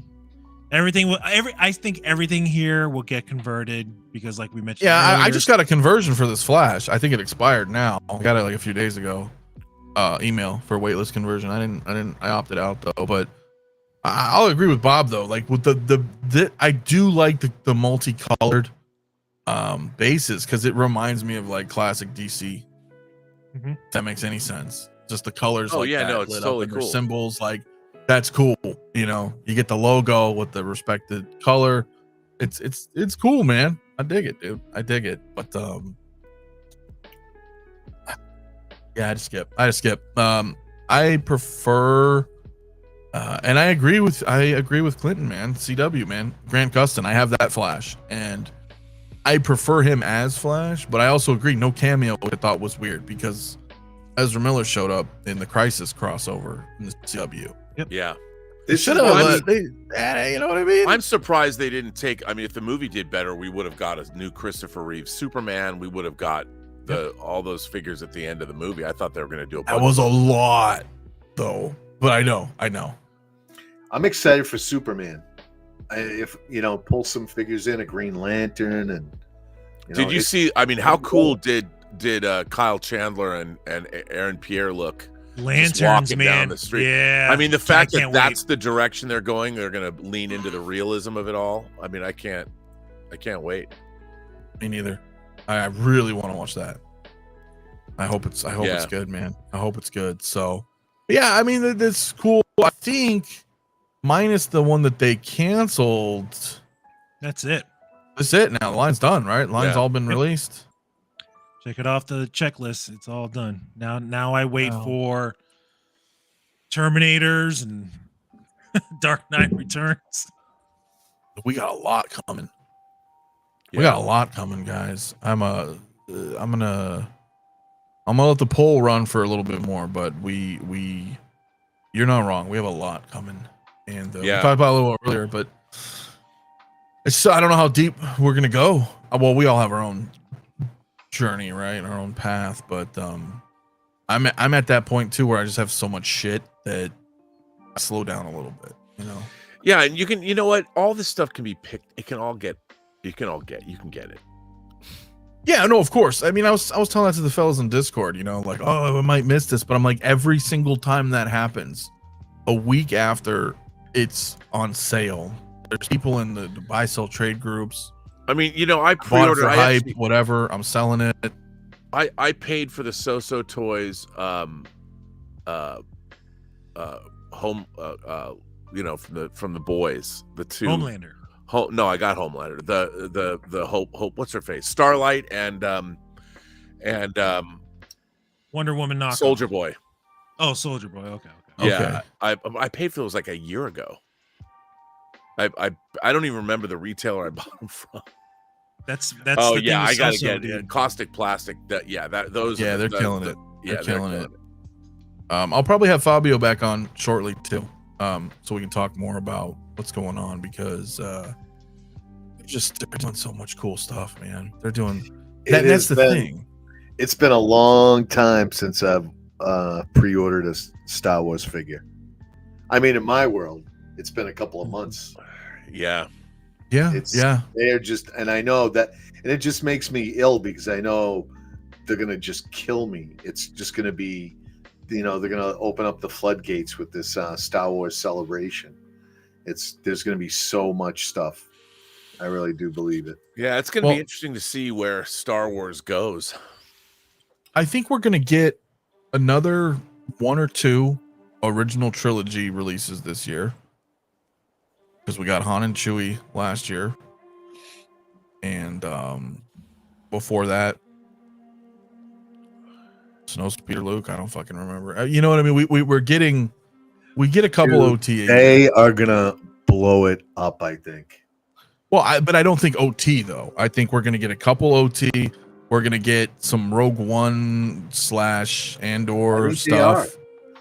More Clone War stuff, and Revenge of the Sith. Vehicles or like medium-sized animals from them. The dewbacks coming out, and after that, there's really nothing. So I think at Hot Toys, I don't know, man. I think they're gonna surprise us. It could be a Jabba, it could be anything. I just think they need to hit. They need to come out with some kind of medium vehicle or small vehicle animal type thing. Plus, yeah. Well, I mean, they dropped a dewback. I mean, I don't know if they're gonna. You're right though. If you look at like sequential, I mean, like late, we got the arc speeders, then the ATRT. They shut down the Bat missile. That's gone. Yeah. So that's before that, we got the swoop bike, Return of the Jedi speeder, Mando speeder. Kind of wide open for something sizable. Yeah, but I still think we're gonna get like 1 or 2 OT, some Andor possibly, or Rogue One, some more clones, Clone War stuff, some Revenge of the Sith, right? Because it's the anniversary, and hopefully a couple of more Legends. You know, because they did. I'm shocked, dude. We got Revan, Dark Empire Luke, Starkiller. This year, they're promoting some light side shit. Power of the Force, not Power of the Force. It's the old school toys, but you know, something like that. It was like one of those light side kind of things, I think. So we could get like a Bastila Shan, you know, KOTOR. Could get something more Jedi orientated this year from Legends. So yeah, boom, there it is. I don't know, man. Charlie said it. Tauntauns. Oh. Maybe Tauntauns, yeah. I mean, yeah. Why don't we have Hoth, Luke, and Han? How is that Sideshow's the only one that's it? Like, how is Hot Toys not done that? Well, Anakin with a pod racer would be like 6 feet, man. That thing's freaking huge, right? But maybe, I don't know. I don't know. But I pre-ordered the shit out of. I mean, I have all of the. So far, that's a pretty big Darkside shelf, dude. Sorry, I know you can't really see it, but like, there's tons of shit all here, and it's all lit up, and it's all Darkside stuff, Purge Troopers, some Ahsoka, you know, Revan, Starkiller. I mean, it's just crazy, man. We'll get Dark Empire Luke. I mean, so we'll get some more light side stuff too, man, and maybe we'll get Watto, eh? I don't know. I mean, you know, I have my Watto. I have my 6-scale Watto from the old Hasbro collection. Old school, man. Stuff. Yeah. Well, listen, Mike brings up a point too, right? Galen Urso was coming. That. Yeah. You know, right? They announced that like a few months ago, right? Hey, I have to ask you, the Norman Osborn Iron Patriot. Yes. Did that drop? It did. It's out in China, so it has been officially released. Right. Okay. But Sideshow hasn't started quite shipping yet. They may have. They actually may have. I don't know. I haven't seen many people with it, but it is. I need one. Yeah. Well. Join the club. Yeah, I know. Yeah, there's a lot of people. So coming soon, exclusive items. Oh, okay, yeah. So in Japan, they're doing that, right? What is Moose, my man, saying? $2 from Mostrin, my man. Check a messenger. I got this today. I buy too much. Well, thank you, my man. Thank you. I will take a look. Okay, cool. So you've got yours. The McCoy, that's very nice, man. So hell yeah, dude. Congrats on that. You'll have all 3 now, maybe, right? I don't know if you have TMP, Kirk, and Spock. But you'll have the trio. I can't wait As to get always. he looks great, Disco McCoy. He does. You're gonna get him. Are you getting him too, CT? I forget. I think so. Okay. Yeah. Yes. Okay. Well, I'll let you know soon. So, All right. Iron Patriot already shipped. Okay, so they're starting to ship. All right, mine's on there, but I have it on a payment plan because I was getting dinged with a bunch of shit. So I was like, well, I don't need to spend the 400 and change right now to get Sure you him. do. But well, I don't have Yes, you it. do. I don't have it, bro. I got like I've been paying off other stuff, some of my Maji cases and some other figure acquisitions. So I'm tapped, dude, for at least another 3 weeks, 4 weeks. I don't know. Dylan, what's up, bro? Man, will this year be the year we finally get to 212th Attack Battalion? It's gotta be. It's gotta happen. That's next year. Next year. No. But they're doing the whole Wolfpack stuff, right? And then what if they do the Gree with the Yoda spot? And Well, the 212 falls in line with Revenge of the Sith, and that's the 20th anniversary of that. So I think they're going to lean into that at Celebration, and yeah, I can see 212 figures at Celebration. yeah, I guess I mean they could. Why not? It's 20 it's years, nothing baby. But, You it's guys been nothing but like 501st shit forever, dude. Dude, how cool is Matt Ferguson's Vice Press poster?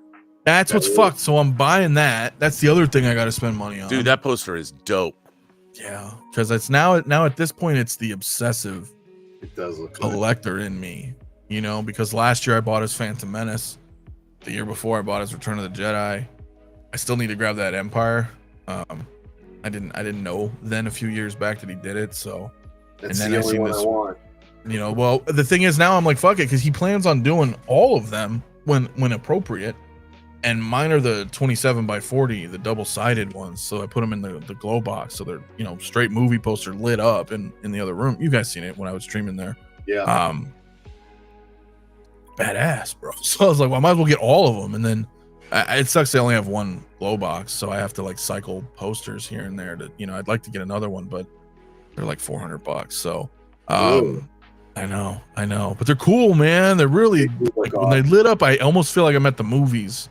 When you go there and you see the shit all lit up, the posters, I love that shit. So it's a tough one, man. Yeah, the 41st also plays a role. That's what I was saying, right? But I don't, with Yoda. But the 212 is likely because they're coming too.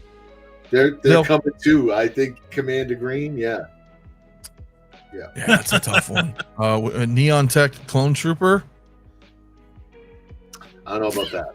You don't know about that? You wouldn't get it? I think if anything, if we're gonna guess about exclusives, it's in Japan. So I'm thinking, me and Dylan were talking about this. It's gonna be like samurai stormtroopers and like a Darth Vader samurai version. I wouldn't be surprised if we saw that, right? Celebration Japan, exclusive. Yeah, they could do that. They could totally do that. They're gonna give you guys anime figures now. That would be funny. They could though, because I mean, who is it? SH Figure Arts or? Yeah, it's not Tamashi Nations, but somebody did like the Samurai Fett and Vader and Stormtrooper. That look good. They could do that. They could even do that just because it's in Japan this year too, and they just do like, hey, here's a samurai. Yeah, kind of rendition. I don't want to go down that road. It's very gimmicky, and I've fallen for all that. It is, but the Chrome Trooper, the this, the that, and I'm like, I'm done with that. But if they did drop like a samurai looking Vader or something, I want to say that I'm gonna have the strength to say no.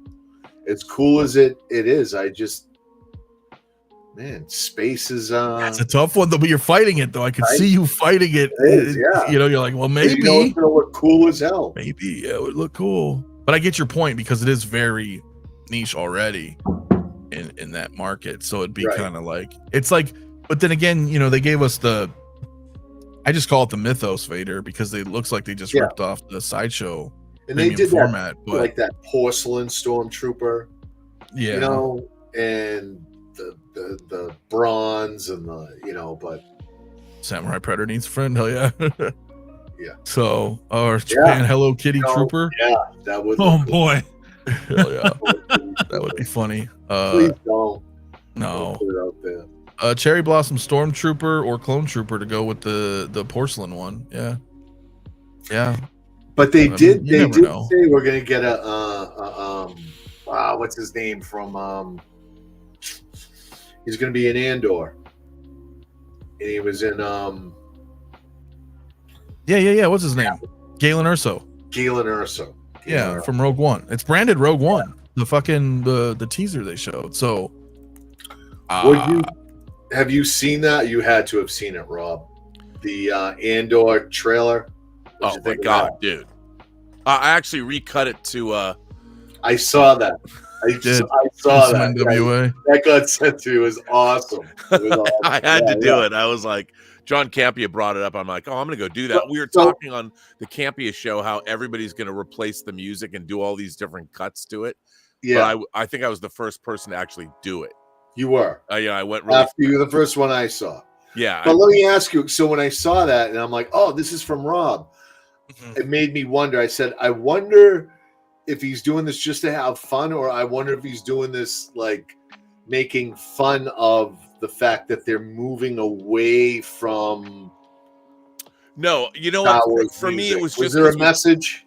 No, we just talked about it on the show, and I'm like, I wanted to see it, so I'm like, I'm gonna see what that would look like, you know. And I went in and I put it together, and because I had to, you have to put breaks in the music, and you have to bring up. I cut out some of the dialogue, but you have to hear Krennic say that about the party, and then you have to have the end with Saw Gerrera. So you have to figure out where. And I knew that over the end credits, I wanted to you hear Easy going fuck the police, you know. And I knew that, so I cut it all together, and it worked really well. And I tried to scooch it so it worked, but it was interesting. Like, here's the thing, for me, I would have used. I thought the Steve Earle song was weird. You know, I did too. I thought it's not that using modern music. You can use modern music and do something interesting, but that Steve Earle song was not. It didn't have that immediate recognition. I think that people that would have benefited the trailer. It reminded me of, and I know trigger warning, Rob, Star Trek Beyond trailer when they played Beastie Boys. Yeah, I mean the funny thing, you know, I was like, it doesn't feel like. But here's the thing: the problem with my problem with the Beastie Boys and Star Trek is that it's in the movie. Like, young Kirk is listening to the Beastie Boys as he's ripping off a classic car, and it's like that would be like saying that someone of today is stealing a car while listening to Mozart, which is definitely a possibility. Yeah, possible. But how often? But classical music's different than pop music. I just don't believe that in the 23rd century they're going to be listening to the Beastie Boys Sabotage. And then in Star Trek Beyond, they use the Beastie Boys. They use Sabotage to defeat these alien. It was totally stupid. But the thing is, the Andor trailer is just appealing to us. I mean, it's a weird look. Would I've liked to have seen? I would have used a version of the Imperial March, frankly, you know, and I started to do that, but then I realized it was too much work. But the Imperial March would just go classic John Williams. That's what I wanted. I get it. Andor is so. But by the way, every single shot in that Andor trailer screams Star Wars. I mean, when the stormtroopers in the field of wheat, that way, and then you see when Cassian comes down in the wheat and takes out that. I'm like, all those effects, everything in it, all the design work, the fact that they shoot that show on real sets and they're not. You know what I realized? I'll tell you something else. Go with me on this one. You know what I realized is the problem with modern Star Wars. Do tell. I'm already ready, bro. I'm all ready. I'm gonna tell you the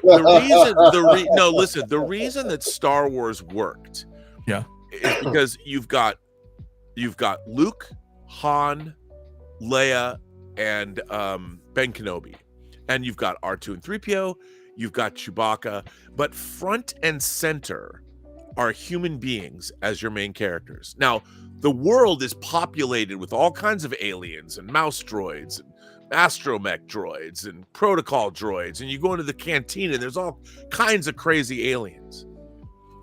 But the main characters are humans. So we identify with the humans, even, and that is our doorway into all the aliens stuff. But when you get to things like when you're watching Ahsoka, and you're all the main characters, there's no main, I mean, you've got Ezra, I guess, but in Ahsoka, the main characters are not humans. They're Twi'leks, they're, and so you're watching people with makeup and stuff on them, which is harder. You feel that they're less identifiable then? Yeah, it's harder for us, the audience, to identify with them. Now, I think that's a problem with, whereas Andor, the main characters, Luthen, Cassian, Mon Mothma, all these characters they're surrounded by aliens. But when you're watching like the Imperial officers, why aren't there all kinds of alien Imperial officers? You don't see like a bunch of different aliens in the Empire. The Empire is inherently xenophobic. I mean, Thrawn was a rare exception. Yeah, but that's what I mean. The Emperor. But so your antagonists and protagonists from the very beginning of Star Wars are easily identifiable. Yes. I agree with you on that. And so what I think happens with Star Wars as we move away, it's like when you make the Jedi front and center in Phantom Menace, they're boring. Because you're watching this monastic order. I mean, yeah, we want Jedi to be cool, but they're not cool. And because they're away from us, like any one of us could have been Han Solo or Luke, or to a certain extent Ben Kenobi, because before we knew what a Jedi looked like, he was a veteran of foreign wars. He's a crazy he might as well be one step away from a homeless guy. And Princess Leia is a smart-mouthed princess, so she's one of us too. So what was so great about Star Wars, you have this epic, amazing fantasy environment where everything else is crazy. You've got Rancors, and you've got Tusken Raiders, and you've got Jawas. You got all this stuff. And then we have the human characters to make sure that the audience always remains grounded. And when you move away from the human characters, it gets distancing. And I think that's one of the problems with Star Wars as a franchise. The more they bring in, it works in animation, and maybe it works, kind of in Skeleton Crew. But really, it's the human characters that is our audience entry into that world. You can populate it with as many aliens and droids and whatever as you want, but it's the human characters that keep us focused. And the reason that Star Wars originally and Empire hit so hard is because they were us. Any one of us could have been Luke or Han. Han's a truck driver. He's a bootlegger. He's a moonshine dealer. Yeah. Luke is us. Ben Kenobi is our crazy uncle.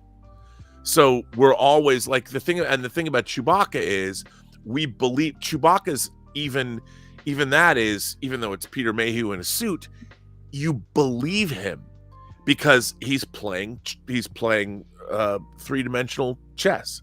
So do you think that is an exception then if the majority of the cast are humans? I think that the your viewer here hits it on the head. Ahsoka in her show had no clear motivation. They're not real people. They're Star Wars people. Whereas Luke was a real person. What did he want to do? Get off. Everybody wants to leave home and go have adventure. You're looking at the twin setting suns of Tatooine, and you hear John Williams' score and the French horn. Everyone was right there.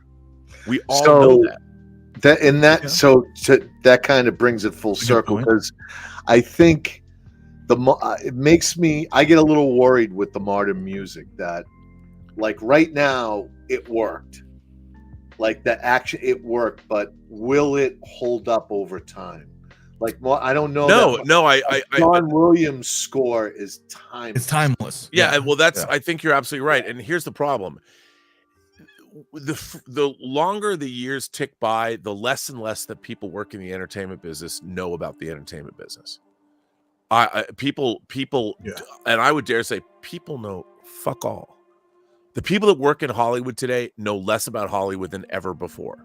The audience, I think, knows more about how they should market their product than the people actually doing the marketing, because the people actually doing the marketing are looking at analytics and things based on the past.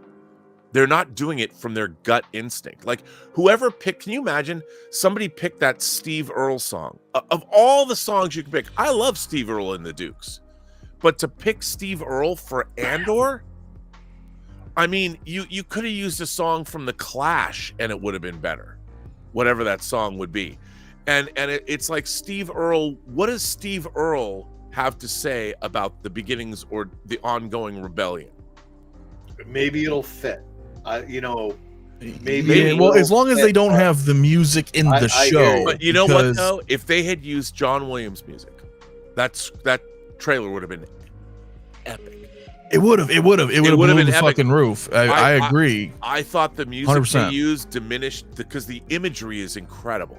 It just reminded me of some Dawson's Creek shit. It was just like alternative rock, fucking. And what it does for me is it takes out the wonder. The thing about Star Wars is the music of Star Wars changed the world. You know, you had 10-year-old kids like myself buying that, listening to classical music like John Williams' score, and rocking out to it. And you've already got this. Star Wars owns. I mean, the music is incredible. Star Trek too. He's got, Star Wars lo-fi playing in the background. Yeah, I got some Star Wars. Yeah, you know. I mean, because that's how. I mean, even if you ripped up the like, if you heard the dunt, and then image dun dun dun dun dun dun dun dun image dunt. Yeah. Just that, just that. Or even a rendition of it. Yeah, you know, as long as it was familiar. Because the Empire has a theme. Yeah, it's got one of the great pieces of musical score ever written for the movies. And as it wasn't even written for Star Wars, show, it was written for Empire. You know, like what you were saying, like with Star Trek Beyond, it was in the fucking movie. If the song is not in it, thank God, hopefully God, because you know, like that. But I will say one thing though, they did this. You remember in Ahsoka, was it Sabine? Was it the first episode? She's riding the motorcycle. She's listening to music, but it's like Star Wars music, right? You know what I mean? Like it's believable. It's like it's in. It's like shit that you believe was written in the Star Wars universe, not a person would be listening. I like that. Forget like Tina Guo to rip on her electric cello instead of for Hans Zimmer, you know, have her like wow wow wow wow wow, something, you know, some fucking crazy. You know, I'm with you, bro. I'm with you. Dylan says the problem is Ahsoka is the audience insert for Clone Wars, but her own TV show, she's a block of wood. Well, that's another problem. I also think Star Wars has a problem in translating animation into live action. What you do with that is characters that are colorful and that are inhuman. We're already trained to accept characters in animation to be animated characters. When you make the transition back to live action, suddenly your main character, like Ahsoka, becomes kind of inherently a little goofy. Yeah, because it's a transition from animation. I'm with you. Yeah, you know, and I thought it was kind of dumb when she was in the space jumping with the lightsaber on the ship, and I was like, "This." Well, remember we were watching it live. I was like, "This is dumb." And even the design choices, like the stormtroopers, the broken ceramic stormtroopers that you use gold to repair your armor. I mean, stuff like that is, I guess, kind of cool, maybe, but it's also. Cool. I'm not going to sit here and take this. I'm going to swing back and talk about your Star Trek. I think Star Trek's in far more disrepair than Star Wars. Oh, no, I'm not saying wait, no, hang on. I think Andor looks amazing. I am so excited to see Andor. I can't wait. But everything in Andor, you look at Andor as I want that figure, I want that figure, I want that figure. Like I said, I want to Mon her Mothma. Oh yeah. I mean, it's like everything that I saw in Andor made me want it. I'm digging the party scene. Oh my God! Like, yeah. But I'm agreeing with Rob. I'm not a fan of the music. I get, That's all. look, I get that the music is not going to be in the show, but the problem is what you're trying to do is you're trying to use our pop culture, apply it to Star Wars, and what it does is it makes it ordinary. You know, you're listening to Steve Earle and the Dukes, and it's like you could pick any song. But if why that particular song? When, look, if you're going to go that route, there's 100 other songs that would have been better. Even the way that song plays out, the beats of that song. You know, I mean, hell, you could cut a version. Why not Led Zeppelin? Why not Hotel California? You know, well, a couple people in the chat said maybe we're trying to just connect to a more, I don't want to say modern audience, that has a negative connotation these days, but a more current generation. I'll say that. Yeah, because Steve Earle and the Dukes are Gen Z's favorite band. I mean, it's like they listen to that fucking. I don't know what the fuck they listen to. I mean, but that's it's like that particular. Who is that particular thing for? Because you know what? It doesn't make you that particular of all the songs. I mean, come on. Yeah, no, I get it. I'll agree with Bob though. The Anakin episode was good. That was great. I think Dylan gave it a 6, but or the here's least the thing. favorite. One episode. I'm talking about the overall. Oh yeah, the overall for sure. The problem with Star Wars is it has lost its sense of wonder, and it needs to get it back. Yeah. I mean, Star Wars was cool. You know what? Andor, I mean, everything that was in that trailer was a banger, man. Every single shot, it looks like Star Wars. There's no volume shots. There's no LED backgrounds, and there's no that I can't wait to see it. Yeah, I'm with you, dude. I'm excited. I still say that Disney Star Wars for me. What time is it? Shit, we're already at the 2 hour.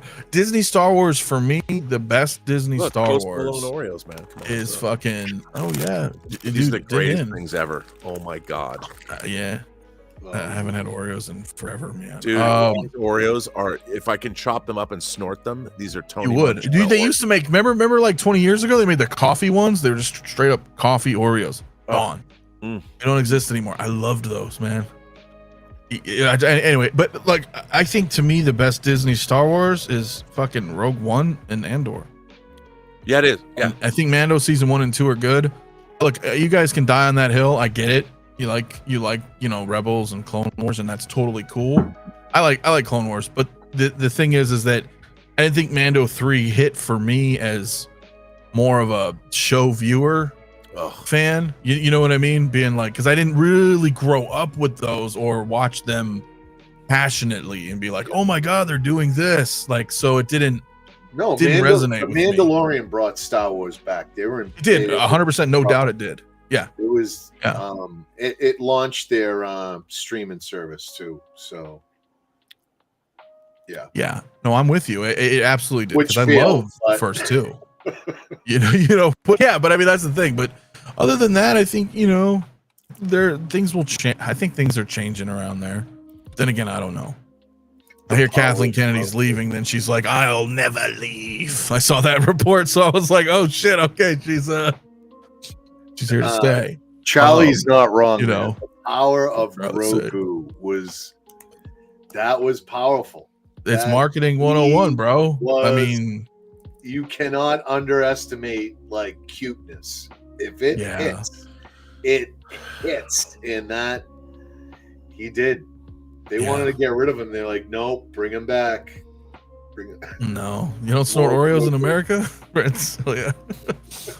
Oh, it's funny. No, they did, man. I mean, so it's, look, I don't want to debate this, but I'll agree. I will concede with Doc that The Last Jedi is the best of the sequels. I said it. And I really hate that fucking movie. It's the only movie in my entire life I almost walked out of the theater, but I drove everybody there. But when I look at all 3 movies, now that they're all done, The Force Awakens was really just a retelling of A New Hope. Bad retelling. A bad retelling. And The Rise of Skywalker fucking was an abomination. Partly due to The Last Jedi. I'm not dismissing Johnson's actions for what he did, to where Abrams was like, oh, now I gotta. But the story of The Last but- Jedi is a sound story.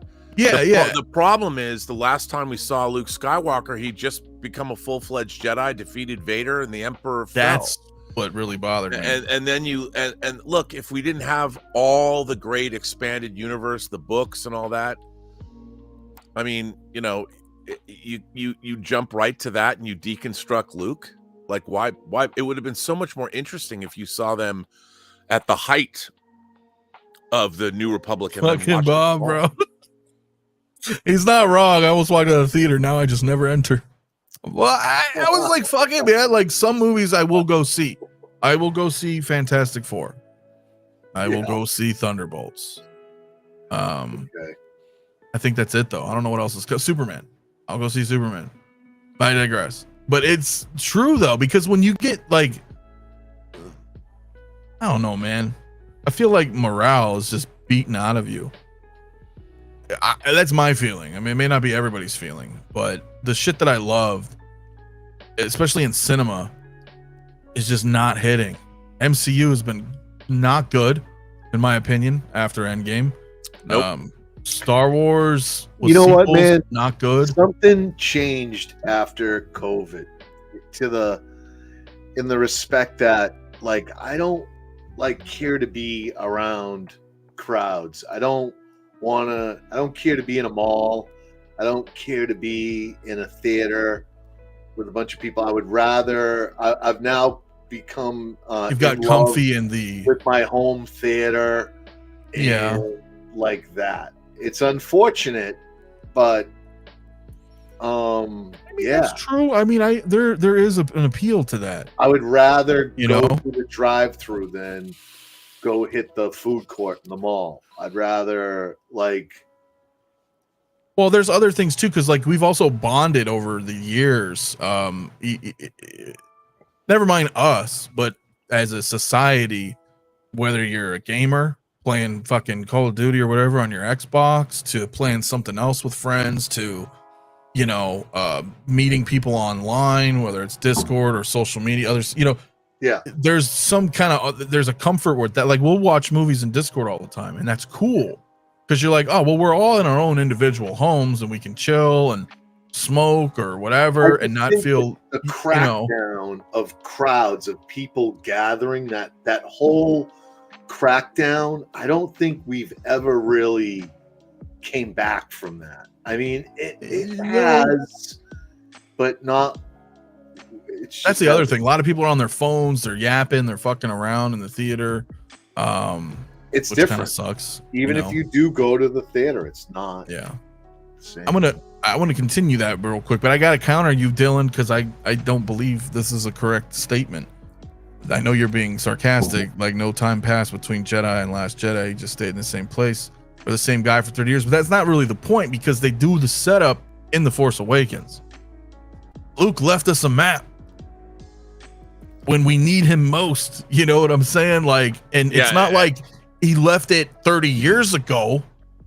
He didn't leave the map at the end of Return of the Jedi. First of all, why is R2-D2 under a tarp for the entirety? Because he's not BB-8, and they need to sell BB-8. Well, that was the problem. Those kinds of I agree. Those kinds of you have the hero of 6 previous movies literally sitting in a corner in the middle of the headquarters with a tarp over his head.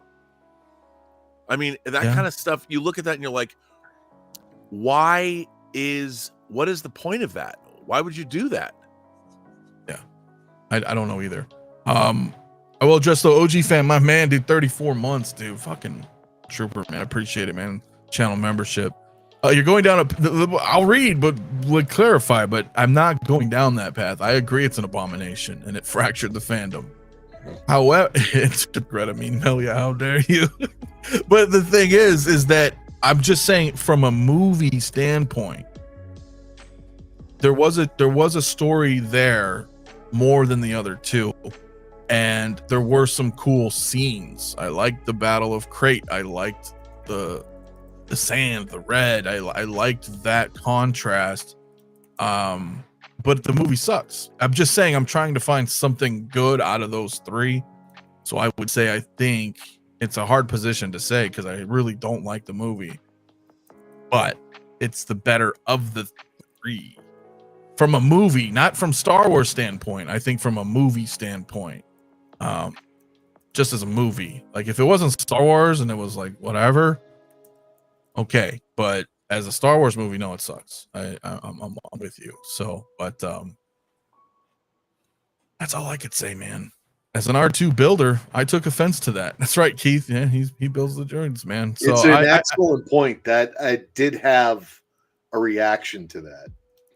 Now that Rob brings that up, when you're like, what is that's the greatest droid ever, and they just dismiss him, like, yeah, he's useless now, like whatever. Not fun. And why would he just be sitting there? You think they would have sent him off for scrap or recycled them or something? It's just like, yeah, we're just gonna tuck him right here. Yeah. Give me that tarp and throw it over. I don't know. Yeah, it's so odd. I'm with you, man. I mean, God damn it! Look, we all know about that, Charlie. It's all bad. It is. But we're looking forward to New Horizons, right? Andor looks promising. I didn't watch Skeleton Crew. I planned on checking it out once it was done. I guess it's done now, but I've been hearing it was all a nothing burger though, and just fell short, even from fans of the show. So I don't know if it's worth investing into or not now. I guess I could check it out, but Andor was solid, man. I enjoyed season 1, so I'm looking forward to season 2. Yeah, it was great, man. So it was great. So let's get more of that stuff. You know, let's get more of that. Is it marketable? I don't know. We didn't get anything from season 1 Andor, but season 2, I want Luthen. They could probably give us another Krennic, you know, maybe some of those new troopers. I don't know. The thing about Andor, and I understand why people either think it's boring or they don't like it, is because it doesn't have any of the fun fantasy. You know, it takes place in the Star Wars universe, but it's relentlessly downbeat. Yeah, and you don't have the fantasy to go along. It's all wars, but not enough star.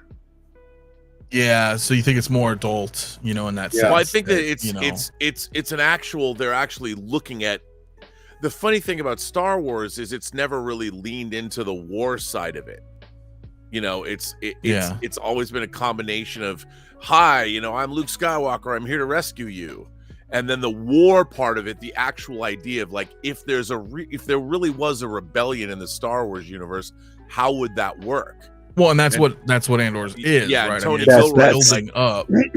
Whereas they call that the Clone Wars, guys. They call that. Well, sorta, but there's a war going on though, as opposed to what Rob's saying. From a live action standpoint. Again, the Clone Wars was stuff that like when you're if you go, you have to go to Star Wars itself and look at the original Star Wars film, because everything is derived from that. And if you look at how the war side of it was presented, look at how the Imperial officers talk to each other. Until this battle station is fully operational, we are vulnerable.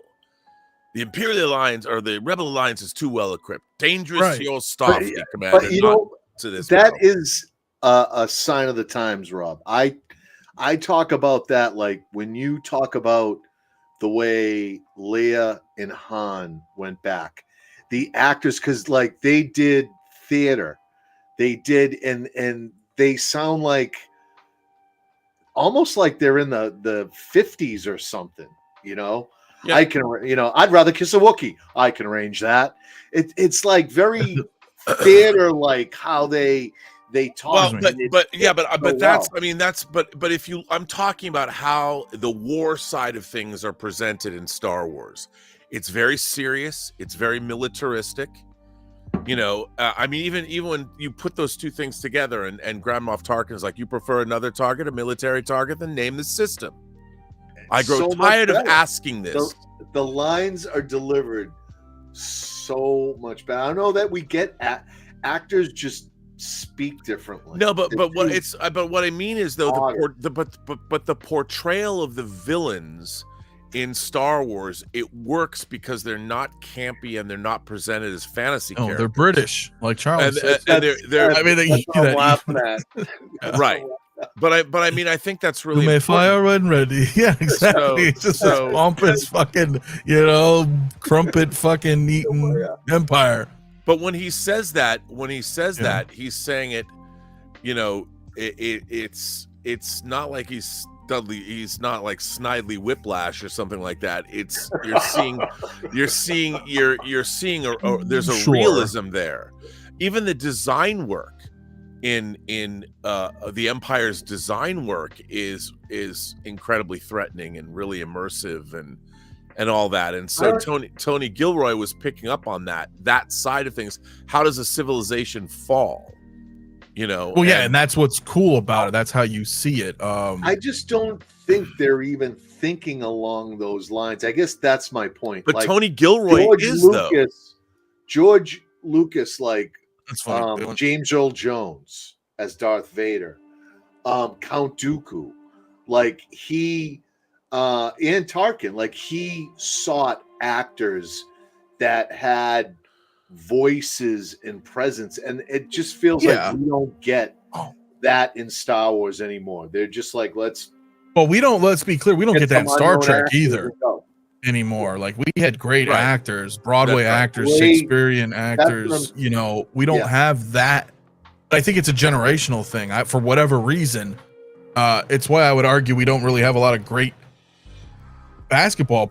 I'm not going to get into that because we got to go soon, but it's because people are almost hired off potential these days. You know what I mean? I just think that's part or of their followers or something, and it's not like these actors trained talent. Yeah, and these movie the scores that you put to it and everything, and they're just slowly drifting away from that.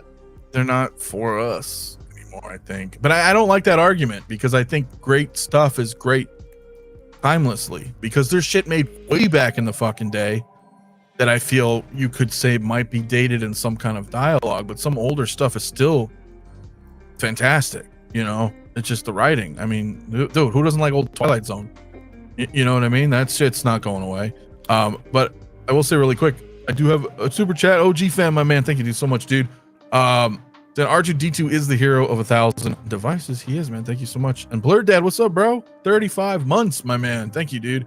Excited to get Captain Picard in a couple weeks, dude. My bad, dude. You're gonna love him. And geez, Bob, my man, where you at? Holy crapola. Thank you, Bob. He gifted 20 channel memberships, man. Dude, thanks. Yeah. A lot, man. A lot. You didn't have to do that, man. I appreciate it, my friend. Very, very much, man. And I think Hector said something as well. I think Flash is fantastic, because I know, man. Yeah, man. It's all he's like fucking shit, Star Wars. No, I'm with you though, bro. I am. Better than the Separatist Trade Federation accent. You don't like those guys? The Phantom Menace.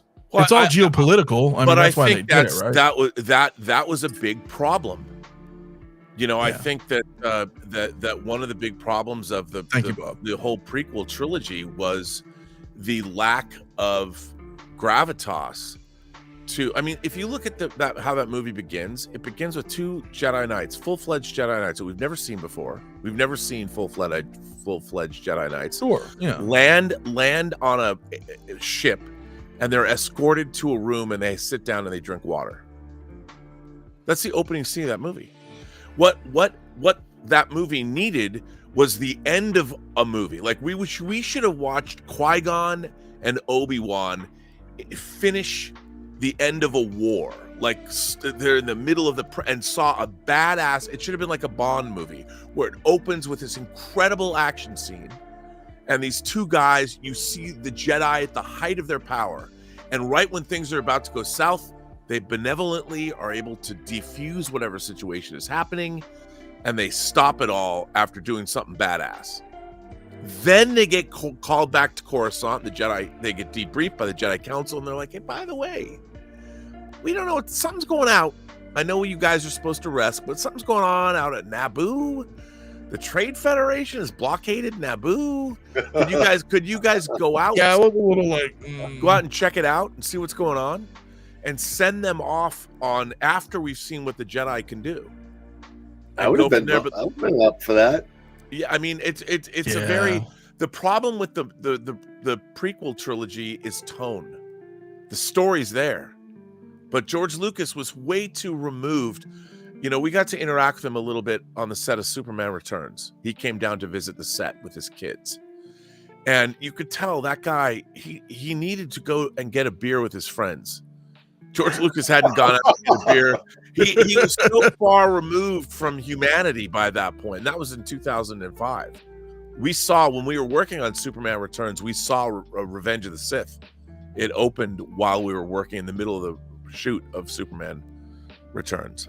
And George was just he's totally lost touch with just hanging out, whereas the George Lucas of Star Wars was the George Lucas of American Graffiti, the kid who liked to race cars and hang out with his friends. And by the time he goes to the prequel trilogy, Star Wars, he's one of the richest men in entertainment. He's created this whole thing. His wife divorced him.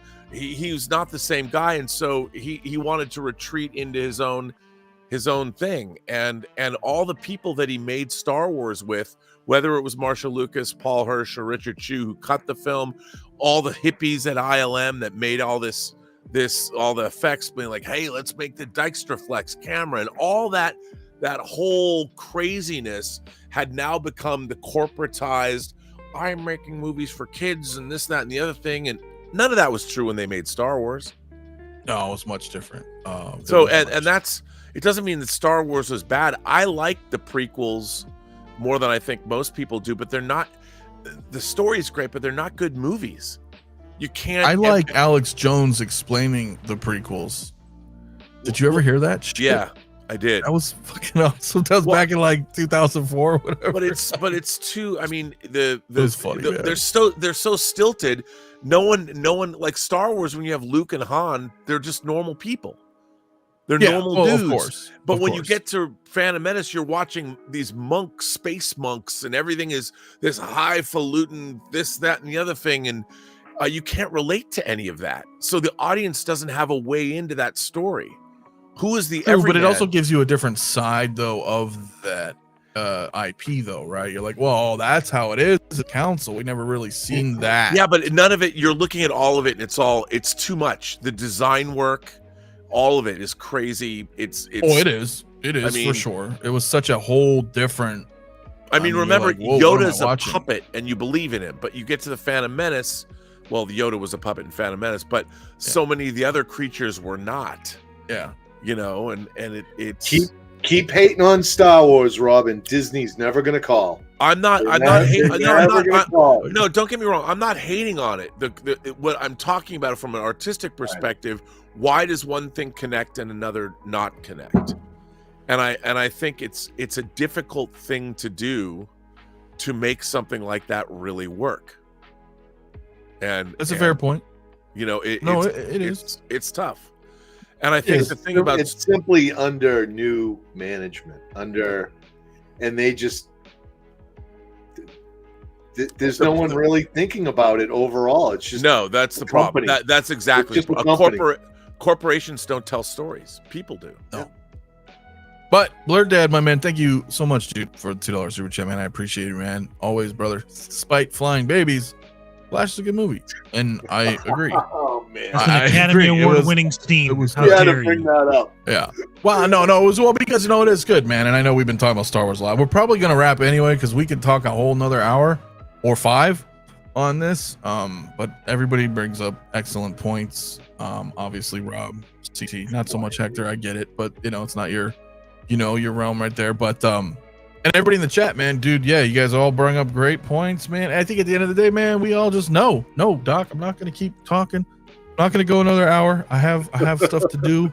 I do. Look, we'll look. I'm working on some stuff, and we'll be talking more like this soon, I think. But everybody's got good points, and we all have a passion for it. We all love this stuff.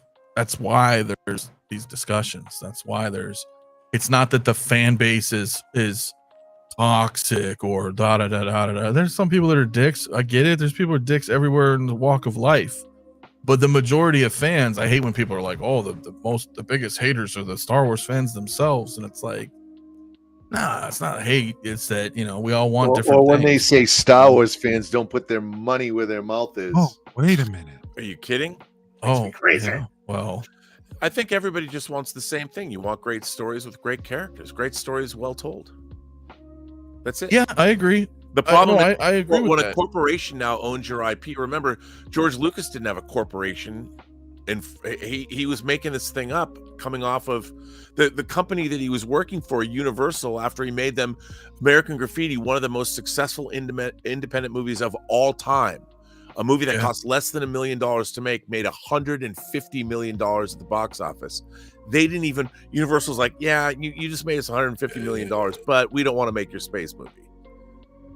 I know, it's stupid, right? He didn't even have, so he goes over to Fox, and Star Wars there was no corporation. It was him. It was George Lucas and all the people he hired. But by the time you have Disney buying Star Wars, they're not going, who's got the best story? They're like, how can we make the most money? But the thing is, though, and I agree with you, Philly, that if it was more practical effects, less, it might have hit different. I would agree that we've talked about this, you and I, Rob, personally, either on my show or your show or any show or behind the scenes, that they may not be making as much money as they want to make, right? But they're making money. So as a producer, or as a company, are they though? Well, think about this, right? They're not making as much as they want, right? I don't know the fucking numbers, but I know that they have a lot of residual income though from their parts. Yeah, they do, but IPs. that's true. They got that, but think about it. Star Wars makes no money on streaming. The only money they make is when they get subscribers, and their subscription base goes up and down. They've spent between, Acolyte. What are they saying? Guys, no, I'm good. They haven't made a Star Wars movie in 6 years, and the last Star Wars movie that was in the theater made $1 billion. Yeah. If you were controlling that IP, you would have set down a plan and you would have had a Star Wars movie coming out once a year. I think that was the plan. Yeah. But then I think what happened was obviously the sequel trilogy, and then you've got Marvel kind of not living up to I don't think they're living up to their expectations box office wise. No, because what they did was they treated Star Wars like a brand. We can make anything and put the Star Wars label on it. It's not Coca-Cola. Right. You can't treat Star Wars as a brand. It's not a brand. Star Wars is storytelling, and if your stories aren't good, but the sequels made $1 billion per film, I think, right? Unless the last the sequels made $2 billion for Force Awakens, 1.3 for think about this, $2 billion for down to $1 billion. So of course, over the course of 3 movies, yes, Empire and Jedi made less than Star Wars, but Star Wars was released, and it's a different. No, I get what you're saying. I'm just saying from a corporate standpoint, they might be like, look, dude, we can put out schluck because we're gonna make tons of money off fucking Black Series and but they're not collection and but they're not. No, I know, but I think that was their mindset. It was like like you said, we can make this a brand and just. But that's what they were. That's the whole problem. If your brand is based on how good the stories you're telling are, the stories that you're telling should be first and foremost at the front of whatever you do. Otherwise, you wind up with the fucking space hotel that no one goes to for $2,000. No, that's now a Spirit Halloween every fucking October, right? Well, that's the Galactic. That's what they did. The Galactic Star Cruiser. And you look at people and you're like, how do you not know?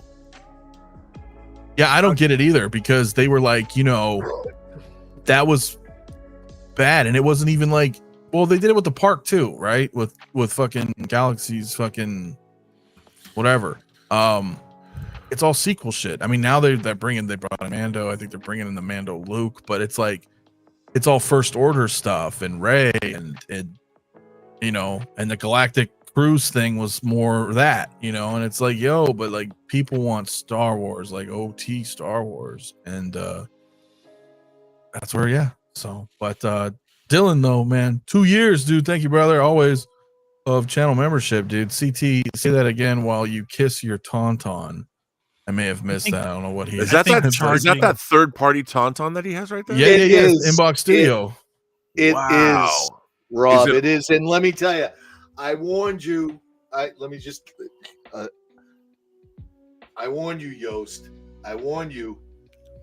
You turned your back on me. You turned your back on Star Wars.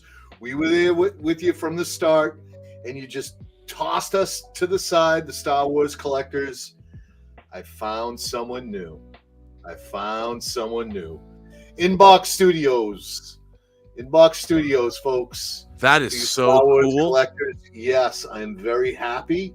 And they are out there making wampas and tauntauns. And what did you get, Mafia? You got the Bantha. The Bantha. Yep. And they do really good work. I'm telling you, I'm very happy. So there's someone always out there taking that Star Wars money. No, you're not wrong. You are not wrong, man. So, but I do believe it might be time for me to wrap, fellas. Yeah. As great as this conversation is, we are deep into it, and we can continue this later, of course. But I do want to thank you guys for indulging in this discussion because it's always awesome and fun. And everybody in the chat, dude. But other than that, man, what do you get anything coming up, Rob? You doing physical media? I'm just tomorrow, still, I'm doing physical media tomorrow. I'm still doing, True Noir. It's coming to the end. Very excited about True Noir. Some interesting news happening in that front, which I can talk about a couple weeks from now. Yeah. Very proud of it, and just continuing on, soldiering forward. All we can do, man. It's already fucking March, bro. Beware the Ides of March. How's your weather, by the way? Did you get a little hot this week? Because it was hot, but then it rained a little bit last night, and it's cold again. Okay. Because it's like my weather forecast. This whole week we've been like mid to high 80s, bro. Yeah. Oh yeah. I was like, what the fuck? And a week before we were in the 60s, and then now next week it says it's gonna dip down to like the 70s and maybe a little 60s, and then it's like 88 again. I'm like, dude, make up your fucking mind. Like, are we? Meanwhile, this motherfucker's over here in snow. Like everybody else, and I'm like, it's so crazy, bro. It's so I wasn't sure because I know Nevada's nearby too, and they got a little warm this week too. So I wasn't sure how it was for you because you guys got the water too. We don't have water. Sucks. Yeah, well, you need the rain and stuff. So. Yeah, we don't even get that shit. So, no, sorry, Doc, we got to roll, my man. Man, I can't as much as that tauntaun. That tauntaun is it's amazing, dude. I kind of regret not grabbing it, man. So, is there articulation in it, or is it just like a? It isn't. It's a power pose thing. Yeah, but that's fine. But is that it's furry? It is furry. So is the Bantha, bro. Like that thing's. It's got posable eyes, which is pretty cool. Oh my god, that's cool. Yeah, and the sideshow figures work just fine on there. They fit on Solo. Fits, man. I have the Han Solo figure. I love that figure too. That is an amazing. Yes. Oh, I'm being summoned. I have to go. No, that's good. That's good. That's good time anyway. That's why we could go on. But Bob Dylan, my bro, man, thank you so much, dude, for the 5. Rob, bring back Fully Articulated.